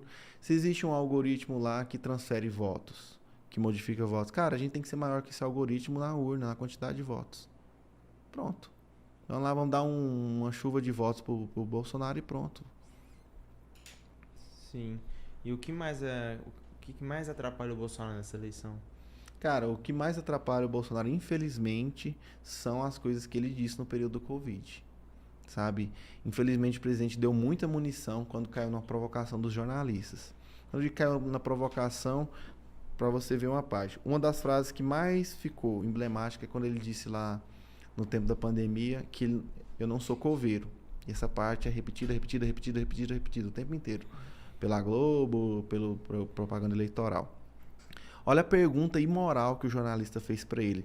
Ele perguntou assim que parece que naquele dia tinha acontecido 300 mortes por Covid e quantas dessas mortes ele achava aceitável. Olha que pergunta capciosa, que pergunta imoral, certo? Que os jornalistas fazem pro Bolsonaro. Ele teve que suportar isso a pandemia inteira. Cara, dá para responder essa pergunta? De 300 mortes, Matheus, quantas dessas mortes você acha aceitável? Ridículo, mano. Ridículo uma então, pergunta assim, dessa. É uma pergunta ridícula, idiota mesmo, muito capciosa. Qualquer modo que você responde uma pergunta dessa, você respondeu mal. Então, é esse tipo de situação que o Bolsonaro teve que enfrentar desde o início do seu mandato, certo? Essas provocações do jornalista. Aí ele respondeu o quê? Ele puto lá, com aquele temperamento dele. Eu não sou coveiro. Você acha que o cercadinho atrapalhou bastante ele ou foi ajudar? Eu acho que atrapalhou. Porque deu pra ver que ele mais agora pro final da pandemia, o cercadinho acabou, né? Eu acho muito só... bom o contato direto que ele tem com o público. E ele acho que é um dos poucos políticos, assim, ainda mais da patente de presidência da República, que tem um contato com o povo, igual o Bolsonaro acredito que não tem. Mas naquele momento foi ruim. Foi ruim. Pra você ver, toda a munição de mídia que hoje eles têm vem dessa época. Então eu acho que fez muito bem para o governo Bolsonaro a chegada do Centrão. Daqueles, como é que eu posso dizer, os caciques do Centrão. Aquele povo lá, por mais que a gente tenha que tomar cuidado com a influência negativa que ele pode ter sobre um governo, eles moderaram, de alguma forma, a linguagem, o discurso, e acredito que fez bem. Bolsonaro, de um ano para cá, está muito melhor na sua comunicação. Bom, e se o Bolsonaro perder, o que vai acontecer? O meu medo se o Bolsonaro perder, Lula foi eleito, acredito que seja ele querer governar com o judiciário. Eu acho que aí a gente pode entrar num regime de exceção mesmo e virar um caos político mesmo o país. Eu vejo que vai ser 4 anos de atraso. Porque o Lula não vai ter Congresso para governar com ele. Mesmo que algumas forças do centro, que eles falam o centro democrático lá, são aqueles que tudo bem governar com a direita ou com a esquerda, tem uma ala grande que foi eleita também, mesmo que essas pessoas aceitem governar junto com o Lula, apoiando ele não tem uma maioria confortável para governar. O Bolsonaro tem condição de ter essa maioria confortável, né? Então, estabilidade para o país, estabilidade econômica, estabilidade para governar, colocar as políticas em prática, é elegendo o Bolsonaro, sem dúvida. Agora, não tendo o Congresso ao seu lado, o meu medo é que o Lula queira governar com o Judiciário. Porque o Judiciário já tem um ativismo político muito grande, já intervém, ele já diz o que o Congresso deve ou não deve fazer. Então, isso acho que seria um caos muito grande para o país, sei lá, muitos problemas podem vir. Mas, se o Bolsonaro perder, gente, nós somos cristãos, a gente vai continuar com fé e vamos fazer o trabalho de base que o professor Olavo tanto falou, né? A esquerda vai mostrar mais uma vez o quanto ela é incompetente, o quanto ela é perigosa. Ela vai ficar evidente mais uma vez para todas as pessoas. Então, é hora da gente fazer um trabalho mais profundo com relação à política, com relação à educação, a conhecimento, a ocupar os espaços das universidades, a catequizar melhor as crianças, os jovens, certo? Então, uma coisa que essa eleição está fazendo é colocar, claro, assim, está muito claro quem realmente é capaz de trair princípios e propósitos. O teatro das tesouras foi desvendado, certo? Então, acho que não há motivo para a gente se desesperar tanto. Eu estou mais tranquilo por conta do Congresso que foi eleito. Mas será motivo de muito trabalho ainda. Se o Bolsonaro perder, a gente tem que trabalhar muito para os próximos anos. Não para a próxima eleição, mas para os próximos anos, próximas décadas. E onde que fica o Congresso? Cara, o Congresso ele vai ser disputado pelo Lula, se ele for eleito. Eu creio que ele não consegue maioria tranquila para fazer, que tem maioria simples, maioria absoluta, para conseguir aprovar determinados tipos de projetos lá no Congresso. Pautas como drogas, aborto, por exemplo, bem provável que não serão aprovadas. Caso Não Lula por meio seja do eleito. Congresso. Sobre essas pautas eu estou bem mais tranquilo, mas o que acontece? Não tendo Congresso, o Lula vai querer implantar a revolução dele. E passa pelas questões morais, as questões dos princípios, dos costumes, aí entra as pautas de como aborto. E já diversas vezes, por meio do judiciário, já tentou legalizar o aborto. Certo? Então, o meu medo é que ele queira governar com o judiciário e não com o Congresso. O Congresso vai ter que se mostrar muito forte. Os deputados, os senadores. A gente vai ter que dar muito apoio para o Congresso, que está fraco. Eu acredito que o Congresso, principalmente o Senado, está muito fraco. Funcionalismo público, né? A gente tem ali, né, vários e vários ministérios em Brasília. Bolsonaro, né, uma das promessas dele de campanha era diminuir a máquina, né? E isso foi um projeto que ele cumpriu, né? Parece que o menor governo que teve dos ministérios, né, foi em 2002, quando o Lula entrou. De lá para cá ele teve um crescimento gigantesco. E até 2019, final de 2019, a máquina pública já tinha diminuído em 28%. né? Eu li essa notícia, então eu sei. O que a gente tem para falar um pouco sobre o funcionalismo público, Rodolfo? Assim, o Bolsonaro defende a ideia de um Estado mais enxuto, né? Eu não concordo com essa ideia de Estado mínimo, porque eu acho que o Estado não tem que ser mínimo, ele tem que ser o suficiente para executar as políticas públicas que aquele país precisa. O Estado não precisa invadir muito as suas competências, certo? Então, a característica da esquerda é ter um Estado inchado, porque é o Estado que provê tudo. O Estado é o grande pai, né? É o Estado que te dá saúde, é o Estado que te dá educação, é o Estado que te dá comida, que te dá Bolsa Família, que te dá isso. Então, a característica da esquerda é um Estado inchado. Então, nisso, o funcionalismo público acaba que ele tem muitos privilégios com relação a outros tipos de empregados que estão aí na iniciativa privada, os informais. Então, a classe do funcionalismo público, ele é uma classe privilegiada. Aí eu queria dar um testemunho para vocês. Eu sou funcionário público, certo? Então, onde eu tô, lá, cara, é uma coisa que eu vejo assim, nossa, o ser humano, o brasileiro tem muito que evoluir ainda, né? Então, durante essas eleições aí, eu discutindo com alguns colegas de trabalho, que são funcionários públicos também, principalmente os mais antigos, aqueles que viveram a época de Lula, de PT, cara, eles todos, a maioria defende a volta do PT. É impressionante. E um dia eu fui apertando um desses, assim, conversando, falando, uma pessoa que eu sei que tem valores e tudo mais. Por fim, o que ele está olhando? Para o próprio umbigo.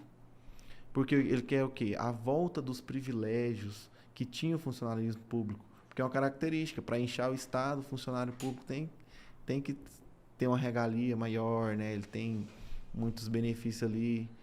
E onde eu trabalho tinha muito isso. Então, são pessoas, às vezes, que têm condição financeira boa, são pessoas endinheiradas e defendem a volta do PT. Por quê? Porque acham que vão obter mais vantagens. Só olham para o próprio umbigo, sabe? Então, uma coisa triste que eu vejo no funcionalismo público hoje é isso. Claro que não é todo lugar, não é 100% das pessoas, mas eu diria que a maior parte é assim. As pessoas têm que estudar mais sobre política?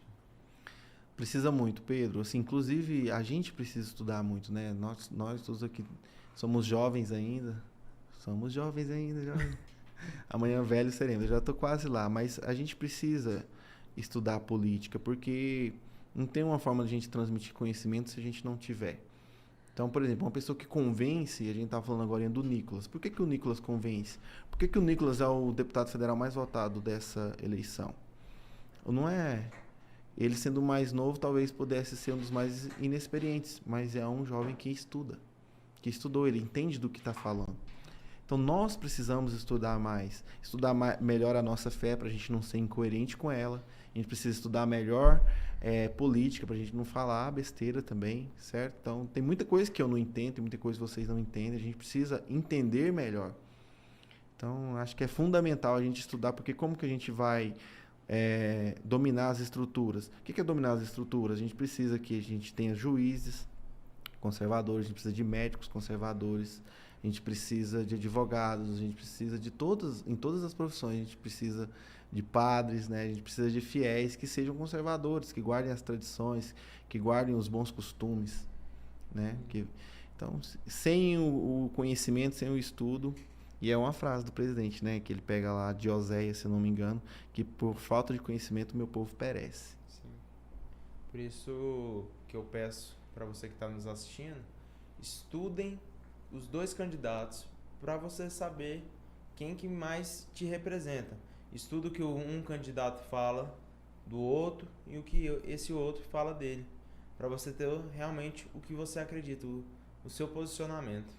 É sem paixão política, né? Sem paixão política. Eu me identifico muito com o Bolsonaro, vou votar nele e tal. Mas eu sei que muitas pessoas não se identificam com tudo dele. Sim. Mas, cara, eu não tenho a menor dúvida que uma pessoa que preze pelo bem, que preze pela verdade, se ela com justiça senta e começa a analisar tudo que está de um lado, tudo que está do outro, não tem a menor dúvida que essa pessoa não vai se omitir. Ela não vai ser mais um entre os 30 milhões de pessoas que decidiram não ir votar nessas eleições. Porque, assim, não existe proporção moral entre o Bolsonaro e o Lula. Sabe? É essa coisa de falar que o Lula é ladrão e isso é o pior adjetivo que a gente pode dar para ele, não é verdade. O Lula é um genocida verdadeiro. Um genocida verdadeiro. Ele apoiou essas coisas que acontecem aqui nesses países socialistas comunistas. Ele apoia o que acontece na China. Ele apoia o que acontece na Venezuela. Ele apoiou o presidente lá da Argentina, o Alberto Fernandes, que hoje está colocando a população miserável mais uma vez. Bom, vamos, antes de ir para nossas últimas 2 pautas, vamos falar um pouco dos nossos patrocinadores? Bora. Magreca. Vox to You. Bom, eu particularmente sou aluno da Vox e é uma honra poder falar dessa escola, que para mim tá me ajudando bastante e quem sabe pode ajudar vocês na questão da oratória. Isso aí. Próxima. Próximo, Magreca. RG Entulhos. Gente, sabe aquele seu vizinho que fica pegando os entulhos e fica jogando na rua de qualquer jeito? Então vai lá, bate no portão dele e fala, olha, liga lá na RG Entulhos, aloca uma caçamba, essa é a melhor empresa do estado de Goiás pra você não ter que jogar seu lixo no meio da rua, pelo amor de Deus, joga seu lixo na caçamba, cara. RG Entulhos, melhor empresa de caçamba do estado de Goiás, tá? Pode contar com essa empresa. Show. E é isso aí. Pra finalizar aqui, gente, eu vou fazer 4 perguntas pro Rodolfo. Era 3, eu acrescentei uma. Eita, que medo, hein? E aí ele tem que fazer uma resposta rápida, né? Ele tem que citar uma resposta rápida. Rodolfo, 3 padres. 3 padres. Essa foi nova, essa não tinha. Cara, em primeiro lugar, Padre Paulo Ricardo. Padre Paulo Ricardo foi quem, quando eu saí lá da Teologia da Libertação e vim para ser catequista, né? Estudei com ele e ele me livrou de ser um esquerdista. Ele me tirou dessa mentalidade. Então, primeiro padre Paulo Ricardo. Segundo padre Lino. Padre Lino vocês não devem conhecer. É um não, padre. Já vou até anotar o nome aqui. Que eu morei no seminário ano passado, né? Eu fiz caminho vocacional e eu tive a honra de morar com o Padre Lino lá no seminário. E ele é um italiano que acho que hoje ele deve ter 93, 94 anos e que é uma figura e que ele me ensinou muito. E eu tenho um amor muito grande no Padre Lino. Viveu a Segunda Guerra, viveu muita coisa. O terceiro padre Jamerson. Bom, não sei, não, vou citar 4, não vou citar 3 não dou conta de citar 3 não. É muito padre que eu tenho amizade. Mas Padre Jamerson, porque é um porquê. padre amigo, né? Muito próximo e é para mim um exemplo de padre. E que está se posicionando bem com relação à política, não defendendo um candidato por um candidato, mas está defendendo a fé, está defendendo a religião, está defendendo a liberdade. Você falou o Padre Pablo, né? Padre Jamerson. Padre Pablo é espetacular também, conheci ele. Tá. E também o nosso querido gordinho, o Padre Rodrigo, né? O Padre Rodrigo, para mim, é um paizão também. E assim, ele me ensina muito ali na igreja, me dá muita oportunidade de trabalhar. Gosto muito da confiança que ele me dá e ele me ensina muito, muito, muito, muito. Trabalhando lá nas pastorais, o Padre Rodrigo é um querido para mim. Rodolfo, cita pra mim 3 livros. Eu tinha colocado 2, pode ser 2 ou 3 livros, que vai influenciar na vida do jovem que tá assistindo do outro lado. Primeiro livro, eu não poderia deixar de dizer o que é o melhor, o maior, que é a Bíblia. A Bíblia é a palavra de Deus, é a boca de Deus para nós. Então, jovem, se você nunca teve contato com leitura na sua vida, cara, leia a Bíblia. Leia a Bíblia. Comece por um livro, comece por um evangelho. Leia o Evangelho de São João primeiro. Em um dia você lê, em 2 dias você lê um evangelho. Conheça Jesus. Conheça a pessoa de Cristo. Impossível você não mudar a sua vida depois de conhecer verdadeiramente a pessoa de Cristo. E outro livro, um livro de sabedoria que eu gosto, dentro da Bíblia ainda, o livro do Eclesiástico. É um livro de muita sabedoria. Eu recomendo na Bíblia. Primeiro livro, você falou 3, né? Então, a Bíblia em primeiro lugar. Segundo livro, é um livro que eu ganhei da minha namorada e que eu tô apaixonado na leitura dele. Que é escrito por um padre também. Só porque é judeu, né? Mas ela acertou, né? Graças a Deus. A namorada que conhece. É, isso mesmo. A Arte de Ser Chefe. Ela me deu esse livro, um livro escrito pelo padre Gaston Courtois. Cara, e é um tratado sobre a liderança e sobre a autoridade que eu nunca vi. Eu fico entusiasmado. Eu tenho dificuldade de ler esse livro porque eu vou lendo e vendo uma coisa tão prática, porque às vezes algumas lideranças nos lugares que eu tô, e eu já quero tomar providência na hora, de tanto... É incrível esse livro, A Arte de Ser Chefe. E por fim, Suma Demoníaca. Suma Demoníaca é um livro que foi escrito por um padre exorcista, o padre José Antônio Fortea, e ele é um tratado sobre a ação dos demônios. Cara, e é uma catequese belíssima. O nome pode assustar, mas é uma catequese belíssima sobre a criação, sobre a ação dos anjos e tudo mais. E uma das coisas que o padre José Antônio Fortea, que é o exorcista, falou naquele livro, é que os demônios, em matéria de política, eles nunca são omissos, eles nunca estão em cima do muro. Os demônios sempre se posicionam em relação à política. Ou seja, os demônios, eles sabem qual que tem um mal pior a causar para a salvação das almas. Certo? Então, eles sempre estão de um lado ou de outro em matéria de política. Então, a gente não pode se omitir isso. Até os demônios estão aí... Às vezes o cara diz que é cristão e é contra o aborto, né? Igual o Lula diz. Às vezes os demônios estão do lado dele. E são esses 3 livros. Suma Demoníaca... Arte de Ser Chefe e a Bíblia, que é a melhor. Uau. Engraçado que esse último livro, certeza que o Pierre já deve ter lido, né?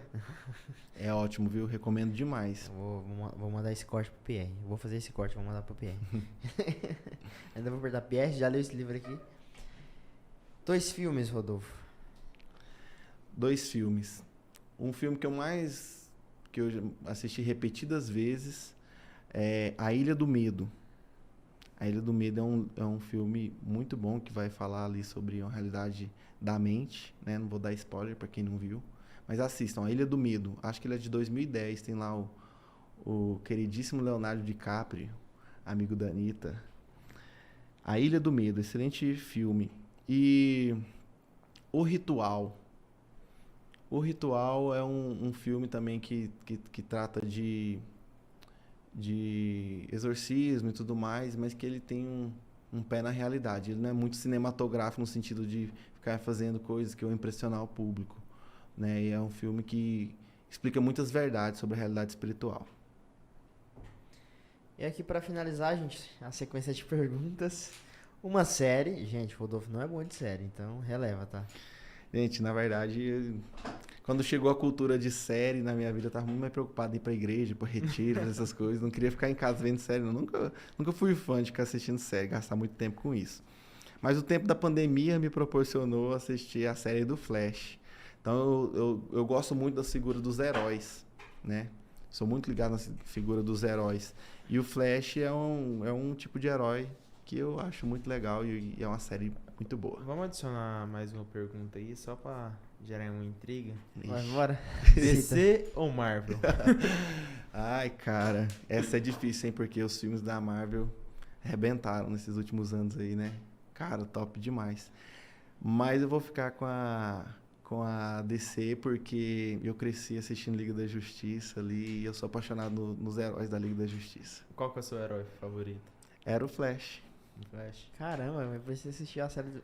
Não foi aleatório. Não foi aleatório? Eu sempre adorei o Flash. E você, Matheus? Você prefere DC ou Marvel? Difícil pergunta, mas é do meu tempo. Eu sou velho também, já tenho 23 Eu anos. gostava do Flash e do Lanterna Verde, né? Eu prefiro DC também, mas sim por conta do Superman. Ah. Ontem eu tava assistindo um desenho com a minha irmãzinha de um cachorro que... É a Liga da Justiça, aí cada um tem o seu animal. Ontem eu tava assistindo, então... Cara, quem gosta de Liga da Justiça, também. igual eu falei, gostava muito do personagem do Flash, veio filme legal, veio série legal. Agora o Lanterna Verde é uma tristeza, né? Nunca fizeram nada que presta com esse personagem. Não, Eu teve uma particularmente... série, mas não deu muito certo, não. Foi do Arcanjo Verde, como é que é o nome? Agora saiu o Arcanjo Negro, eu acho. Né? É, alguma coisa assim. Deixa eu recomendar mais um filme. Recomenda, vai. Você pediu só 2, mas eu tô com vontade de recomendar mais um. Recomenda 3. Uma grega tá de boa ali. É O Discurso do Rei. O Discurso do Rei Vamos anotar, gente, anota aí. Que ele gira em torno lá do um dos reis da Inglaterra, né? Que inclusive é o pai da rainha Elizabeth. E ele tinha um problema com a fala, ele era gago. E aí... Já tem uma gaga porque eu vou comentar. E aí o filme gira em torno disso, né? Da dificuldade dele com a fala, e o irmão dele renuncia, ele tem que assumir o trono. E aí ele tem que fazer um discurso, e é é muito penoso para ele fazer um discurso como rei. E aí o filme é isso, o discurso do rei é um filme muito bom. Uau. Mais alguma pergunta? Acabou a pergunta. Bom, Rodolfo, vamos brincar aqui de debate? Suas considerações finais. Cara, a mensagem final que eu queria deixar para as pessoas que vão assistir a gente, né, que vão ver os recortes desse nosso podcast, eu queria dizer o seguinte: a mensagem final sobre o cristão e a política. Eu acho que a gente tem que exercer as virtudes, a gente tem que buscar todos, né? Então, eu acho que uma virtude que todos nós devemos exercitar nesse momento é a virtude da humildade. Então, eu peço que a gente procure ter um pouco de humildade. O brasileiro já foi muito humilhado em toda a história, assim, pela classe política. O brasileiro é muito humilhado pela classe política, sempre foi, né? E, às vezes, a gente pode estar chateado ou magoado com o presidente Bolsonaro por tudo que, às vezes, ele disse e te ofendeu de alguma forma, mas eu te peço para que tenha humildade, não permita castigar toda uma geração, todo um país, por coisas que são menores. Que o Brasil não merece o castigo que está por vir se essa esquerda retoma o poder. Entende? Então, a mensagem não é essa. Vamos exercitar o nosso cristianismo, sendo humildes.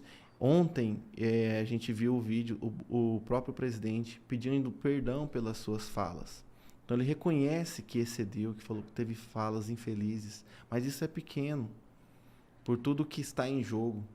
Então, eu acho que a mensagem final seja essa, que todos nós devemos exercitar um pouco de humildade. O presidente, toda a classe política, em ouvir mais o povo, ter mais compaixão com os irmãos que vivem nessa nação. E o povo ter um pouco mais de humildade também para reconhecer que nem todo mundo é perfeito, que o presidente também não é perfeito, que ele é limitado humanamente também, que os temperamentos também vêm à flor da pele em situações extremas. E ele viveu situações extremas.